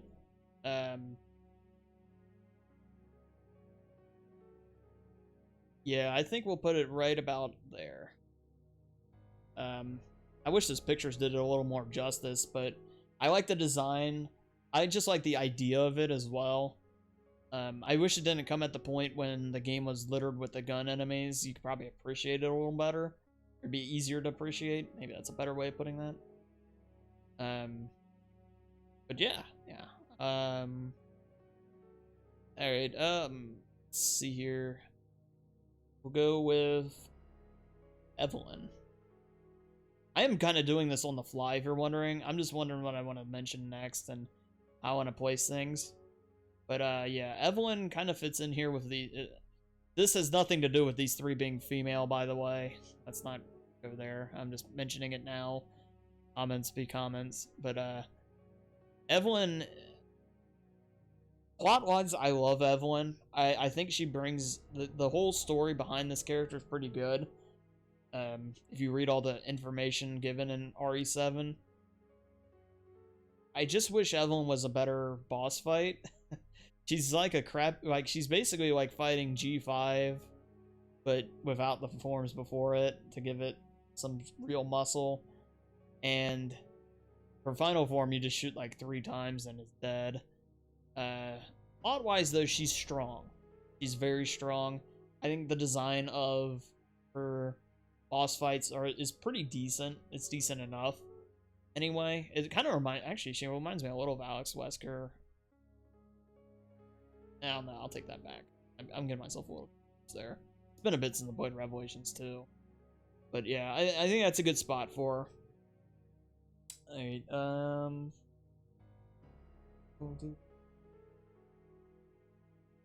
Alright, another one of the better minor enemies, Ubistovo? Butchering these names. But they're the giant blade-like enemies from Resident Evil 6. I don't remember... they're not bad. I think RE6 has a good roster. It fits in right with the Bloodshot and the Shrieker. Better than the Ooze, better than Plant 43. I think RE6 has a really good minor enemy roster as a whole. And, I think that makes going through it and playing all of it, that's part of what makes it fun. Because again, you know, like, man, it's way over the top or whatever. It's a fun co-op action game. Take it as that, and you can enjoy it. And enemies like that help it reach that point. Alright, the Malakoda. This is the giant, this is probably, in my opinion, the best boss of Revelations 1. Again, like most of Revelations things, has pretty good design. It's still probably on this tier, but it's better than to me, this is the best fight of, like, the true final boss of RE Revelations, though. It's the one when you're on the boat and the Gatling guns and everything and the helicopter. I don't usually buy into those fights as much. Like, I prefer the run and be using your weapons and everything, but I think this one does it pretty well. And, you know, I have to say, to think of this as a 3DS fight is pretty amazing, too. I've only played Revelations on the PS3 and 4. Let's not ramble. Let's see here.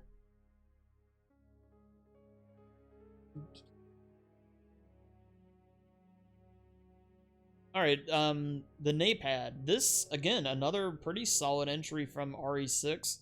This is a, it kind of reminds me of the thing from RE5 as well, with the, that you shoot the leg of to expose the innards that you throw the flash grenade out. It kind of reminds me of that, design-wise.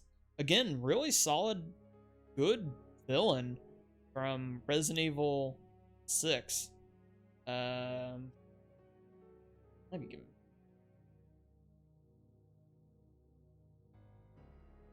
I put these kind of together. I think their strengths are very similar to me.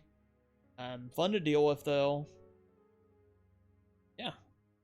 Like I said, give RE6 a shot. Good villains like that. Alright, the Quick Molded. The Quick Molded, the look is fine. I think they're ferocious, they're relentless. They are on you more, like, especially on Madhouse. These guys will be on you big time. I think they get a little bit of grief just because RE7 in general doesn't have enough minor enemies, which does hurt it. But I think this is a good villain. I think it's a really good villain. I hate dealing with them in Madhouse runs. Watch any of my RE7 content, you'll see that. But I think it's a really solid, good villain. I think all the molded are. We'll get to them in a moment, but this is the deadliest of the group, probably. Just those razor claws and the way they dive at you constantly, and they chase you up the steps until they eventually will despawn. But yeah, they are body blockers for sure. Alrighty. Alright, yeah, we'll just do the molded. Again, I think the molded are really good. Some might call them a little basic design. I think those are people just looking for reasons to hate Resident Evil 7 more than anything. But, you know, comparing them to, like, the Ganadas of RE4, these guys kick the shit out of them to me. Maybe, like, you know, they don't have that group threat feel. But I love their teeth, their claws, the way they can grab you and pull you in. I think they're fair in the way they fight. They're fair in the way that what they're weak to and how you deal with them. This is a solid, good enemy. I think very underappreciated as a whole.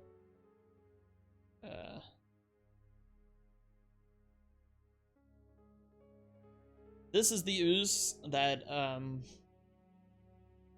basically the range ooze from Revelations. I don't like any of the ranged enemies. This is better than the gun guys.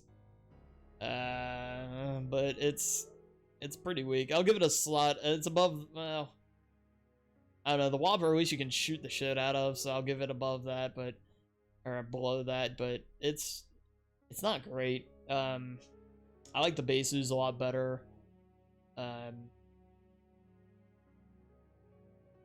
You know, not much to say there, really. Okay, alright, the Capeo, or Capeo? Pepe lulz, you know, whatever you want to call it, Pepe hands.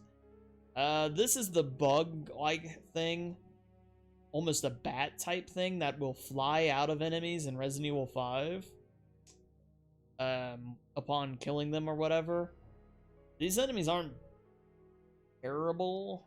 I prefer the B.O.W.s quite a bit more though.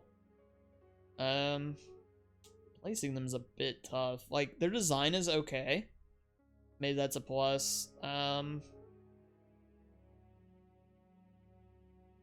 don't want to get... well, we'll... right about here. I like the look of the lurker probably a little bit more. Bat look is amazing. That's a better, like, a bat type idea. This picture sucks, by the way. These are all... This is just a stock list that I found from some boys, so I didn't provide the pictures for this. But some of these are make it a little tough to tell. But yeah, I think that's a good spot for it. Alright, the Garrador. Garrador's awesome. Vega-like claws. You know, he's blind, but so you can manipulate him with sound. Awesome design, very imposing, especially when you get to the fight where you fight one of him and then like one in a suit of armor as well. I'd put it in the same idea of... Oh, I'm gonna give him a B. Right there. I really like the Garradors.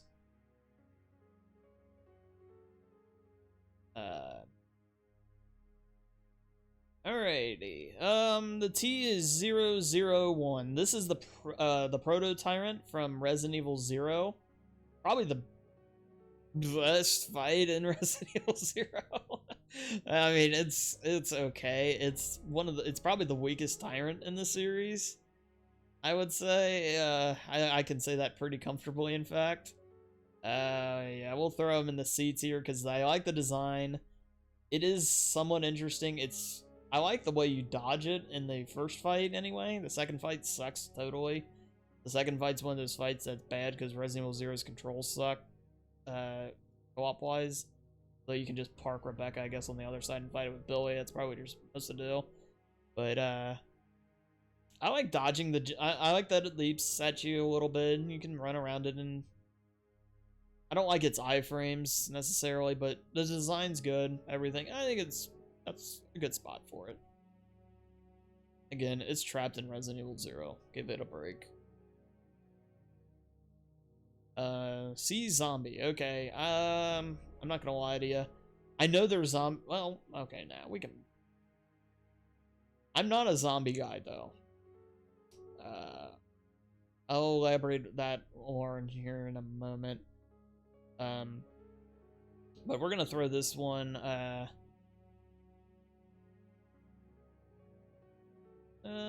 Right about here. I like it better than the gun. I like it better than the gun guys. Yeah, I think that's a spot for it. Okay, now this is the big controversial one. I do not like zombies. I love the Crimson Head, and this is gonna seem so low to a lot of people, but just hear me out before anything. Maybe. Let's see here. It's going to be low. It is. Yeah, it's.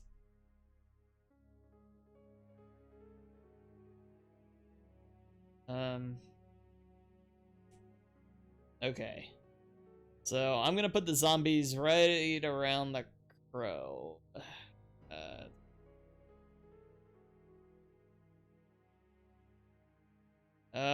No. Okay. Okay, fine. I'll put it up here. Okay. Let me explain about zombies. I get the look is good. The look is great. They are the quote-unquote... A lot of people see them as the signature enemy of Resident Evil. I think that is completely undervaluing what really makes this series great. What makes this series great to me are the B.O.W.s, stuff like Lickers, Hunters, Tyrants. The dogs even are, to me, more imposing. Zombies, with the exception of Resident Evil Remake 2 and a few others here and there, but are mostly just there to absorb your bullets and block you. Like, they don't even... If you just deal with them quickly enough, they shouldn't be much of a problem. But Remake 1 did my favorite thing with them by creating the Crimson Head effect. So the 2 remake games, I think, did them right. All the others, I think it's a lame enemy.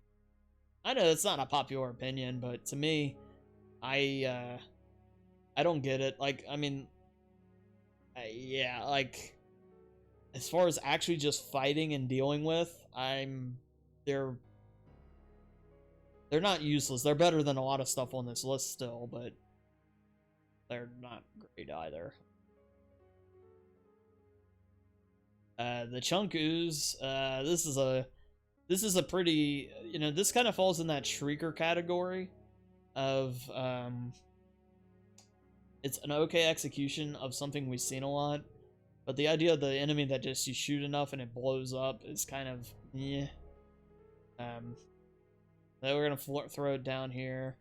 Probably a little better than, probably right about,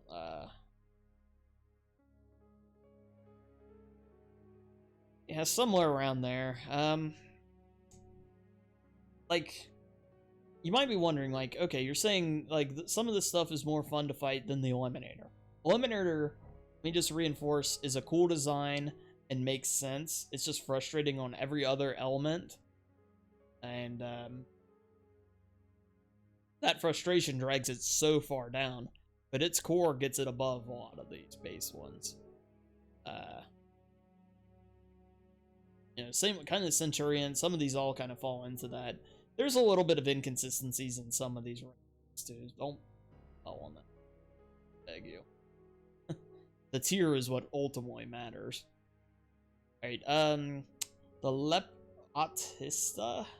This is something you fight with Leon and Helena in the church after dealing with the fight with the Shriekers and the Bloodshots and everything.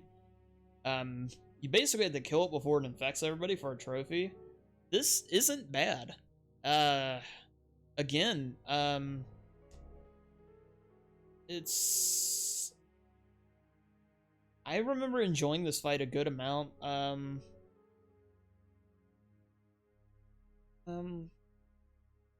feel like the Novistadors are ranked really high on this list now all of a sudden, though.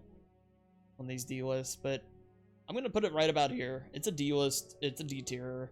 God, D tier and F tier are so stacked, but, you know, if you overstack the top, then you can't appreciate it properly. I think so. It's good. But, yeah. Alright, the Hunter. This is the true, proper Hunter as far as I'm concerned. This is the Resident Evil remake, Resident Evil 1 Hunter. One of the most imposing enemies in gaming. Definitely, I would give it a... I prefer it a little to the Licker. But, like, these three, I think, are kind of interchangeable all on your preference. I think the Regenerator does stand above them. Well, these combination of these two stands a bit above these, but this group here, what a great job. These are the villains of Resident Evil, to me. You know, to the point of, like I was saying about the zombies. Those are the ones that deserve all the praise. Alright,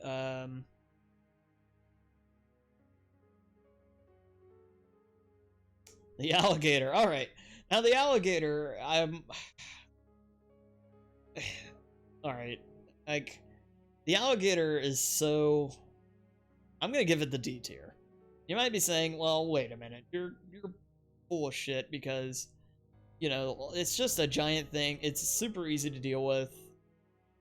Like, does it really deserve to be better than, like, some of these? Well, yeah, it does. Because, okay, for one, the design of it is really good. Especially in the remake. The remake, I think it looks great. And, you do have to dodge it in the remake. And killing it is satisfying. You do it in a glorious way. And, yeah, it's good. It's good. It's one of the most memorable situations to deal with in the series as well. You know what? It's better. Better than playing. I'd rather have. Yeah. Maybe about right here. I think that's about right. I'm just rethinking some of these boss fights. Like, oh goodness.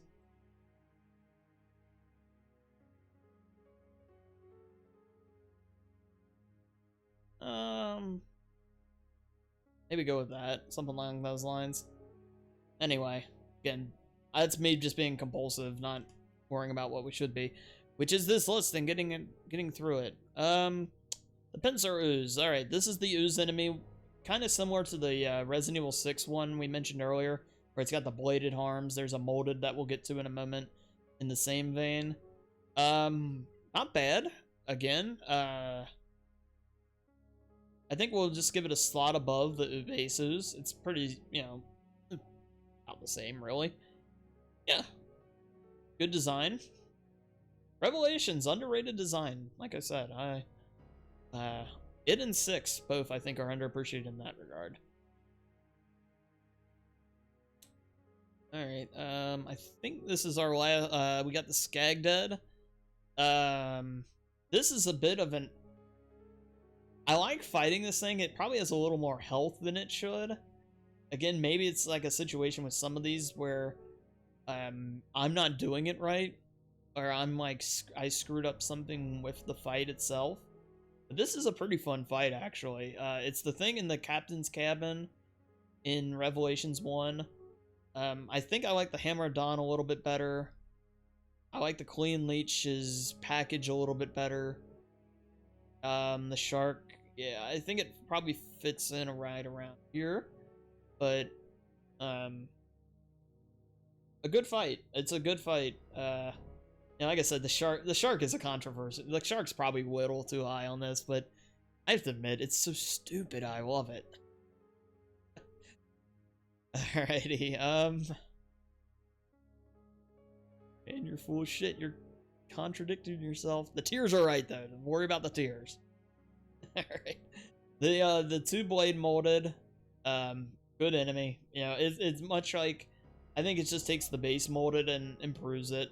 So I'm gonna throw it in the same tier. I probably would have just put them next to each other right away, but I didn't think about it at the moment.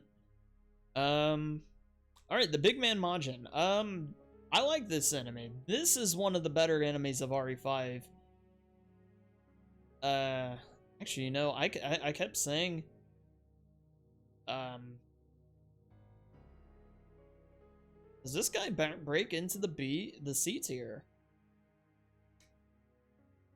I think he does. Like, I think he's utilized just right. Every fight with him, you're given the right amount of means to fight him the right way. I like that he can just come up and deck you and level you pretty well. He drops a jewel bangle too, which I appreciate. It's a solid, good enemy. Good enemy. We're getting close here. The Bella Sisters. Bella Sisters is a great fight. This was actually, when I first played it, one of the most exciting, tense fights I did after the base village.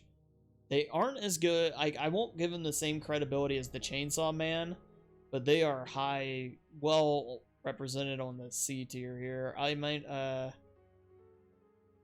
like them. Oh, this is where it gets so tough. I feel like the Ivy might be a little underrated, but I think we're good. I think they fit in right about here. With the right, this is the right group for them.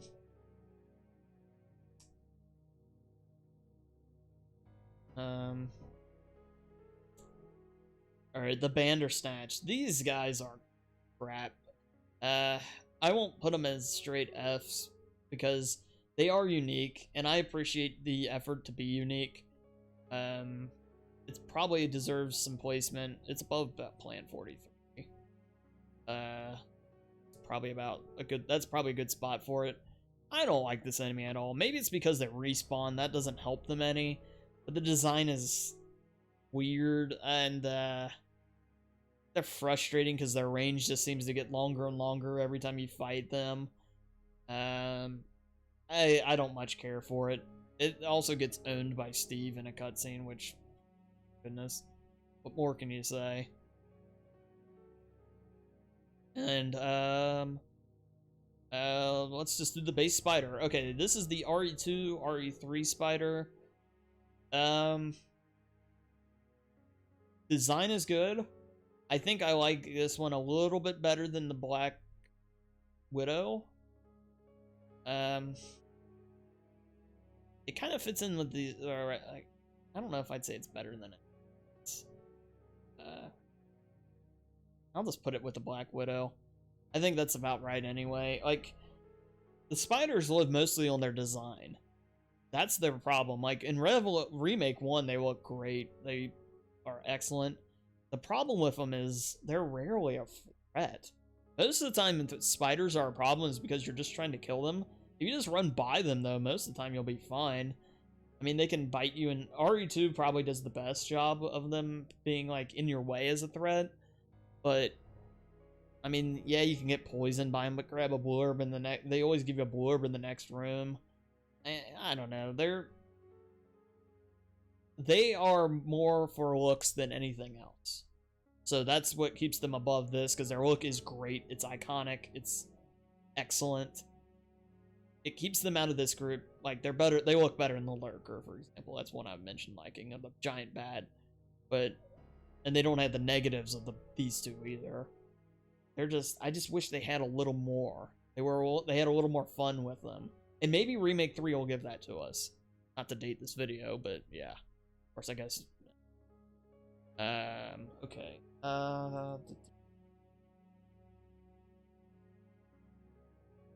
Okay, the Papo Caramu? Oh, Christ, I butchered that. This is the spider bat thing from Resident Evil 5. Fighting this thing is fun. I think it's actually pretty fun. I like its design's a little all over the place. Like like I said, it's a weird bat spider thing with a weird slug type underbelly thing. I don't know, but that part's a little weird, but it's fun fighting it. It's a lot of fun to fight it. You know, they set up landmines for you to, they give you landmines that you can lay on the ground and blow it up.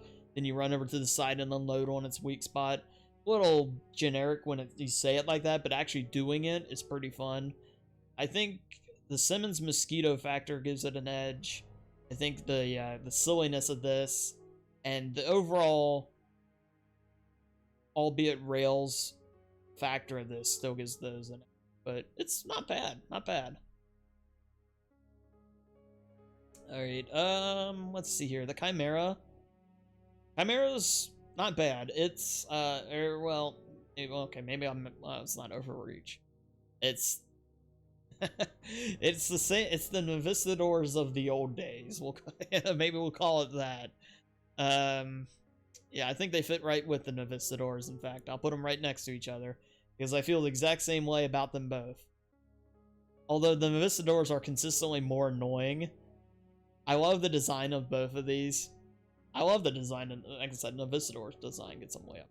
I like cloaking enemies, like the Wasp as well kind of fits in there. The Chimeras are frustrating at times. They're a lot worse in the original game than they are in the remake. But it's a good enemy overall. You know, it does its job. It's a nice, unique touch for the throwing at the labs. The Chainsaw Majin. The Chainsaw Majin, I wish I could like better. Like, it's how do I put this? It's not the Bella Sisters. It's definitely not the base Chainsaw guy. It doesn't have that kind of impact. It falls into the same problem that the Licker does, and I'll put it here. It's fun. It's good enough to fight. The problem is, and I mentioned this a lot with RE5, it takes something from RE4 and just kind of throws it into RE5. And this one's maybe the most guilty of it all.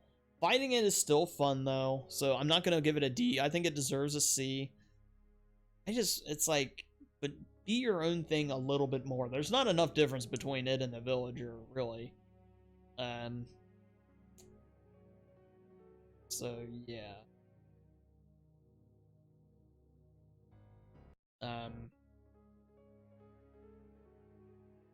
Okay, so 2 hours in, we're almost done. We're almost done. Good lord. Yeah, the music randomly cuts after each hour. That's how, how I know. Or it just restarts its loop. But anyway, Executioner RE5. This guy's a legend. He's not on the same level as the Chainsaw guy, but you know, awesome design. He's kind of Ironhead's a good comparison to him. Oh boy, maybe even a little higher.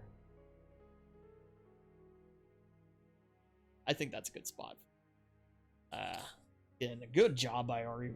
Like the late game REs don't get the credit they deserve for their design. I feel like I'm on loop saying this, but man, is it true? And yeah, it's fun, you know, and it doesn't create the same level of fear in the first level that the Chainsaw guy does, but it comes close, and it's fun to deal with. Like I said, there's a lot of creative ways to take him down, and when you do kill him, it feels so damn satisfying. Yeah, the Drain Demos and Brain Sucker combo. I didn't even know there was a difference between these two. I assume these are both from RE3. Someone might. Okay. Drain Demos I know is the RE3, and that's what I always thought it was. These are okay. They kind of fall into they're again. I'm not gonna give them the edge of the Fenrir. I might be a little overrating the Fenrir, but I like it. It falls into this group with the Chimera and the Navistador to me. It's mostly annoying. They can be more of a problem than you'd like them to be. The design's pretty good, though. I'd say that with all of them. Yeah, the Brain Sucker, I don't know what the difference is. Is it the late game version? Maybe it's different somehow, and I just never noticed. Again, feel free to correct me if I'm wrong, but I'm just going to throw them together for now. That's one thing I probably should have looked up before I did this, now that I think about it, but we're too late in. I'm not redoing this now. Alright, U3, the most underappreciated fight, I think, in Resident Evil 4, because the problem for U3 is it's thrown in right into the level with the same level as Krauser. So you do the huge, awesome QTE fight with Krauser, which is, you know, epic. And then they throw in U3, and then you fight Krauser, so it's like, oh yeah, you forgot about U3. But U3 is a great fight. It's a great situation to deal with. I think its design is terrific. This is a very underappreciated boss. I'm gonna give him a slot over the Gyarados. And I'll give him the slot right. I'm tempted. Man. This is where it gets tough. Maybe we'll back him up a bit. This guy's more on the scare factor. He's intimidating. These all are. Yeah. Okay. Let's keep going. I almost paused for a moment to think back. Like, man, I can't wait to fight this, or this again. Okay, let's do Hunter Beta. Okay, this is the Resident Evil 3 Hunter. Excellent. I love the design of it. It has the same fear effect of the classic Hunter. Just for the sake of it not being as original, I'll throw it in the B. But awesome. And very close to it. I've heard plenty of people say they prefer this one. The Hunter, I believe this is the Gamma? Is what it is. I don't know what that symbol is. Sorry, I'm not snuff on that. But again, really cool design. This takes more of the outright frog look to it, but very cool. I wish it was in a little bit more of the game. Hunters kind of almost feel thrown into RE3 a bit. That might be just my opinion, but I mean, they're mostly just reserved for Carlos. I mean, there's one section in the park area with them, but or no, well, I guess there's the underground area too. So never mind, I'll shut up and keep going. But I just wish we could see more of this cool design. I really hope it shows up in RE3 remake as well, and the beta as well. I think the early pictures though showed it looking more like the traditional hunter here, but we'll see. We'll see what they do. Alrighty, the Sweeper. Speaking of hunters, the Sweeper is a Code Veronica more built around the idea of being an infiltrating hunter. This is a bitch of an enemy. I love its look. It definitely knocks that out of the park. I think it's cooler than the Code Veronica. Yeah, we'll throw it right there. I think it's a good spot for it. But these guys can poison you. They're hunters that can poison you. They are a little weaker. They die, so they die a little quicker. They don't do quite as much damage, but they can poison. Oh, and for hunters, that's so cruel. But yeah, well done for Code Veronica right there. Alright, alright, the Fumer and the Mama Mold kind of go in the... They'll probably be about the same. These are the guys from the, these two are from the Not a Hero DLC that you play with, play as Chris in Resident Evil 7. Again, I like the look pretty well. Trying to think where I'd throw these guys.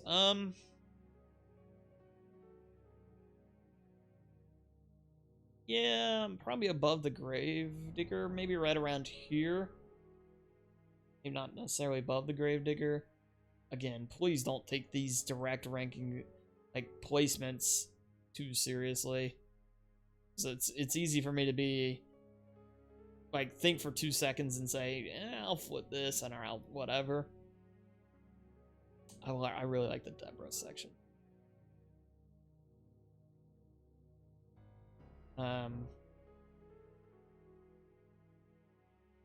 don't like the Jack Norman fight enough. Yeah, I think that's good. Fumer's pretty cool though. I'll talk more on this when we put the fat molded up, but Mama Mold is the giant white, even bigger than... It's better than the Fumer, I think. But again, these two are exclusive to the DLC. I wish they would have made it into the base game. I think that would have helped the perception of not enough minor enemies. I don't think they're as cool as Swamp Man on design or fight factor, but not bad. The Fat Molded. Okay. Now again, this guy is essentially, it's very similar to the other two I mentioned, the Mama Mold and the Fumer. And is it as imposing outright as either of them? No.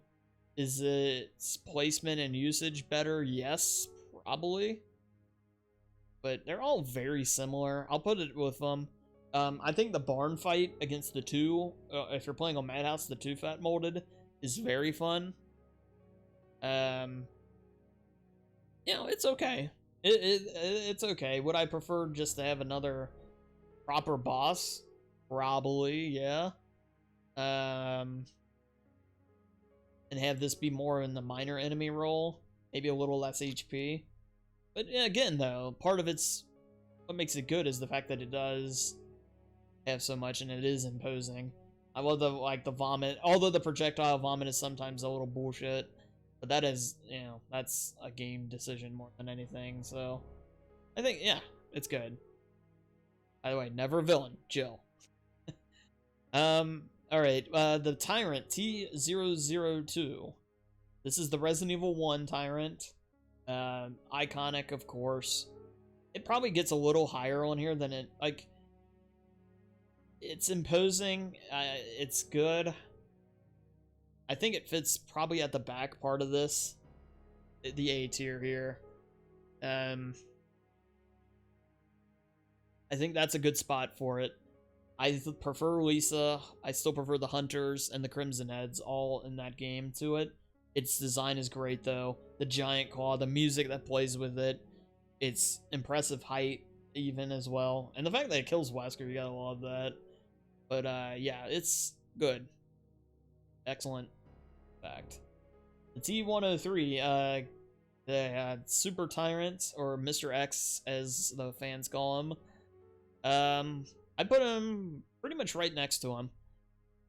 See, Mr. X, I prefer him in the original version. I know a lot of people love the fact that he's always on you. To me, he borders on getting frustrating in the remake. But he has a really great final fight in both games, especially in the remake. I think his fight in the remake is excellent with Leon. The look is great. I love the jacket, and I love his hat in the remake as well. Really solid. I think the idea, like the idea of giving a second boss, final boss for RE2 was needed. Instead of having to just somehow be Birkin for both of them.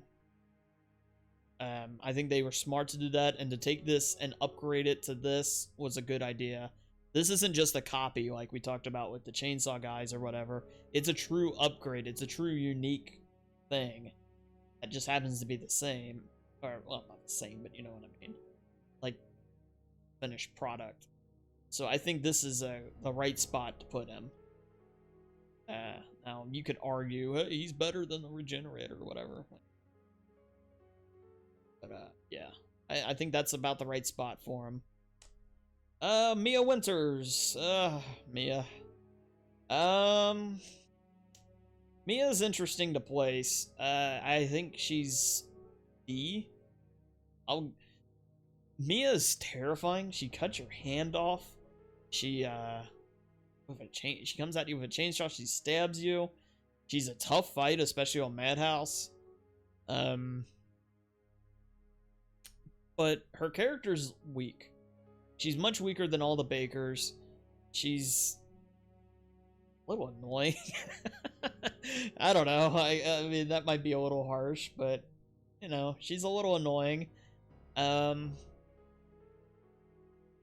think this is the right spot to put her. You know, what are you gonna do? Like, I think Evelyn's a little... I would say Evelyn's better. Yeah, like... Who doesn't, like, you know, like, the first time you see the Hey Baby and you walk through the basement with her, it's great, but anytime you play it after that, it's terrible, it's a slog, and part of that is just Mia's not a fun walking partner. Again, I love RE7, so I won't dwell on it too much, but, yeah. We'll finish up the RE7 run with Lucas. Lucas is the Jigsaw wannabe. He's the failed, the disappointment, the letdown, whatever you want to call him. But he's clearly smart. He's clearly got issues. I still want to give Evelyn the edge over him for RE7. I think he fits in. I still say he's a little better than Mia because his fight, he does show up again in the Not a Hero DLC for those that have not played it. So if you're taking just RE7, he's probably an F. But Not a Hero brings him up. I love the traps he sets in Not a Hero. I think they're pretty cool. And I think he's well done. I'm really looking forward to seeing if we get more info on who he's communicating with and everything like that when Resident Evil 8 inevitably comes out. And yeah, I hope they build upon the whole base. And it'll allow our appreciation for him and Evelyn both to improve story-wise and everything. So he might even get a boost from that in the long term. But yeah, not bad though. His scene pulling his fingernails off is still cringeworthy every time you see it. It's like, oh, good, so bad. It's so bad because it's just so, oh god, I can't stand it. Black Tiger. Okay, now I mentioned earlier the idea of taking a snake, spider, and shark. Probably the three scariest creatures to most people. You know, like arachnophobia is built around the idea of these things. And Black Tiger is arguably the king of that in Resident Evil Remake. The design is so good on Black Tiger in Remake. She looks terrifying. And the only problem with Black Tiger, and the reason why she's not in the B tier, I might even put her around, is that you don't have to fight her. And even if you do fight her, she's really not that hard to kill if you just are patient and dodge her. It's a little tougher in Remake, but the design is so good. I can't say that enough. It's the same with Neptune. These two are very much the same in that regard. Yeah, it is, of all the spiders, you know, Black Tiger's the one that really stands out. You know, other than just being kind of like an iconic pest. It is excellent. So well done. Yawn. Well, speaking of the last of the Resident Evil 1 slash Wesker, I guess technically is there, but we'll get to him in a minute. Yawn, though, is the same idea, but Yawn, I think, is an even maybe a step higher. Again, you don't have to fight Yawn the first time, but you do have to fight it inevitably. But again, the design is so good here. The fangs are huge on Yawn. The hissing, the breathing of it. Now, I admit, Yawn is pretty crappy looking in the original version, but 96, give it a break. I love Yawn, though. It's so good. Just, they really knock it out of the park with it. Alright, we're getting on it here. El Gigante. I love El Gigante again. Another great one. RE4 just flexing on things with its boss fights. I'm gonna put it at the front of the C's. It's a little better than Delago, I think. It's a little more iconic, maybe, too. Pretty good boss fight. You can obviously just rocket launcher it if you really want to, but I love the fact that the dog comes and help you fight it. Now, this isn't a knock on El Gigante as much maybe as on RE4 a little bit. I wish you didn't have to fight two of them later, and this isn't because the fight's tough or anything. It's actually really not too bad because you can kill one of them instantly. I just wish they didn't reuse it. I wished it was more of like a one and done. But regardless of that, I love the look of it. Its intro cutscene is awesome, where it like flings all the other guys around and crushes them and everything, and you know, and then it just roars at Leon. So cool, so good, excellent, excellent boss. Okay, so we're getting down to it. Nosferatu, however you want to say it. Nosferatu is what I've always pronounced it as. This is Alexander, the father of the Ashfords. I appreciate this fight because it's unique. I appreciate the design, which is excellent. Where I do have a little problem is that well, I was gonna say it's really not too bad doing the sniping now that I think about it. It's a little awkward and it's a little off-putting the first time you're trying it. It's really not that bad. I'll ease up on that. I think the design's pretty good here. I think it's definitely lays on the C tier here, though. Oh boy, it's tough placing some of these. We'll try to put them right about here, I guess. Boy, I don't know. Maybe I'll just put him next to the Tyrant because it's code Veronica. Again, please don't take the direct, like, is it here or is it here thing too seriously. I mean, on the higher tiers, like B, A, and S, okay, but down C, D, and F, look how many there are here. I mean, it's tough. But the tier is what matters for them. Alright, Ustanak. Ustanak is awesome. Ustanak might be the best enemy in Resident Evil 6. It's a take on Nemesis, but they did enough to change it to make it feel unique. I love the fact that it just doesn't stop. And I think they captured it well with that feeling with it well. They pace him pretty decently. The only part of him I don't like, which will knock him down a little bit here, I don't like the fact... I'm gonna get one spot above some of these. I don't like his helicopter part when he gets a Gatling gun. I know he's smarter and he'd be more than capable of doing it. It just feels like that whole part of that, it's more maybe not even necessarily the character issue, it's the game issue there. Or the monster issue, you know, like, I don't like that part of it. Everything else with him, though, I pretty well enjoy. You know, as much as anything in RE6. Sadler. Osmond Sadler. Sadler's pretty good. Obviously, I think he's a solid main villain. I do think he's a B, though. I don't think... The thing with Sadler is, you go so long in the game, like you see him at the very beginning when you... After getting Ashley, and you see him here and there throughout otherwise, but there's a point where he feels like he's in the background maybe a little too much, and his fight is a little...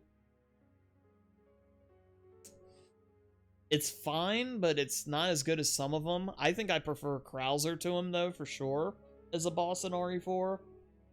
I think Krauser might be my favorite boss in RE4. Sadler's there mostly for his impact.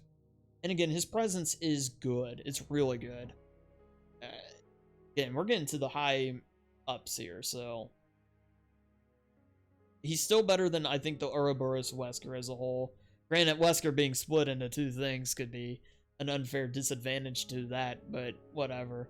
He's still better than Salazar a little bit. Yeah, I think this is where he belongs. So, yeah. Let's move on to Steve. Okay. Now, Steve is an F. Now, let me... Steve is a terrible character. I know there's a little bit of a following that defends him, but Steve is a terrible video game character. Come on now. Let's be honest. You know, he's cringeworthy. He tries to kiss Claire when she's asleep. He stares at her ass and causes a major gas leak in the Antarctic base. You know, there's the father scene, which is actually pretty funny. The crying, the whining, the why am I stuck with this stupid kid type of thing going on. And even when he turns into a monster at the end of the game, he turns into that green Incredible Hulk type wannabe thing with the giant axe. His design's okay at best there. But the reason he outranks a lot of these, and he does outrank these, you know, I mentioned he's the best of the worst. He's down here mainly because of base Steve. Design probably wouldn't get him much higher than D.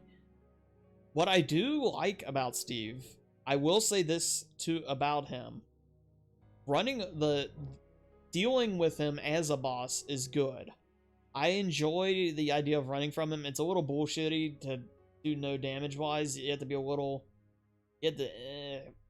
get around it a little bit much, so most of the time you're just going to take health stacks to heal through it. But anyway, I like running from him. I like the music, the way it's playing, the gate closing, them smashing these suits of armor or whatever on his way. I think all that is good, especially in code. You know, like it stands out in Code Veronica nicely. But yeah, Steven, but the character himself just drags it so far down. What a terrible character. Christ on a crutch game. Alright, that leaves us with one final one. It only took us 2 hours and 24 minutes to get here. But here we are, Albert Wesker.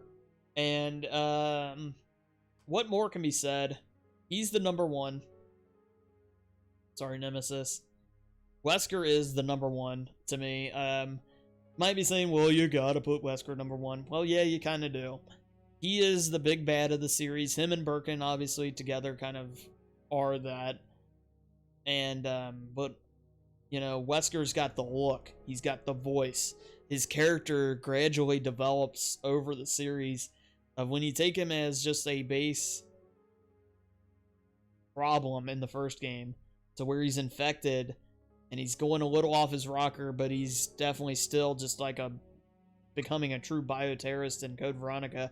So when he is a full-fledged terrorist in 5, and then when he starts to overdose and everything, and he goes out of his mind, he goes so over the top. It's awesome. He has the great cutscenes of just beating the shit out of Chris. The one knock on Wesker is the fact that if he really wanted to end the world and everything, he could do it. He could have killed Chris any number of times throughout 5. There's a moment in the plane where he's standing there talking to him with his gun like an inch away from his face. Just pull the trigger, dude. Shut the hell up. But it also plays into the idea that this guy's ego is so big, he can't help but go on and on about all this. He's got to make Chris hear it. And I love that. He is the pinnacle villain, one of the best villains in gaming. And he's physically imposing as well. Even before he gets the Ouroboros, which, you know, that form. Yeah, I think he's good. And that's gonna pretty much bring the list to an end. We'll go a quick run through here.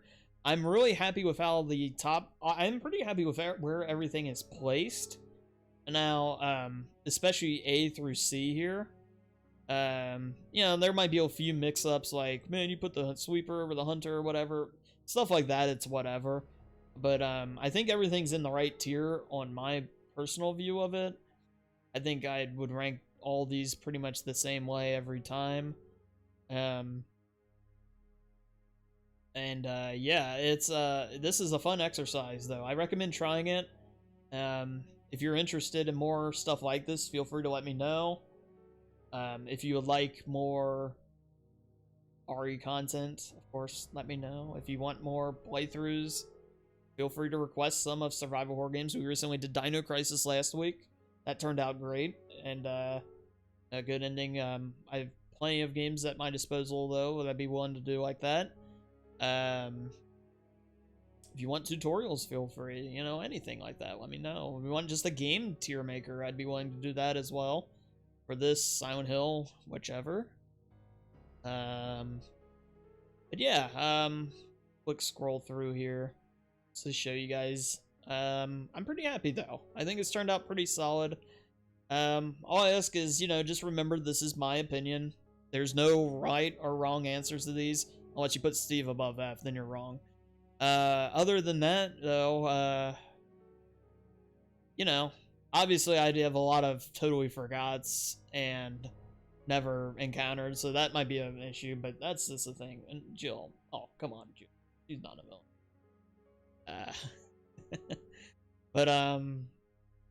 But yeah, I hope you enjoyed this. I had a lot of fun doing this. It took a lot longer.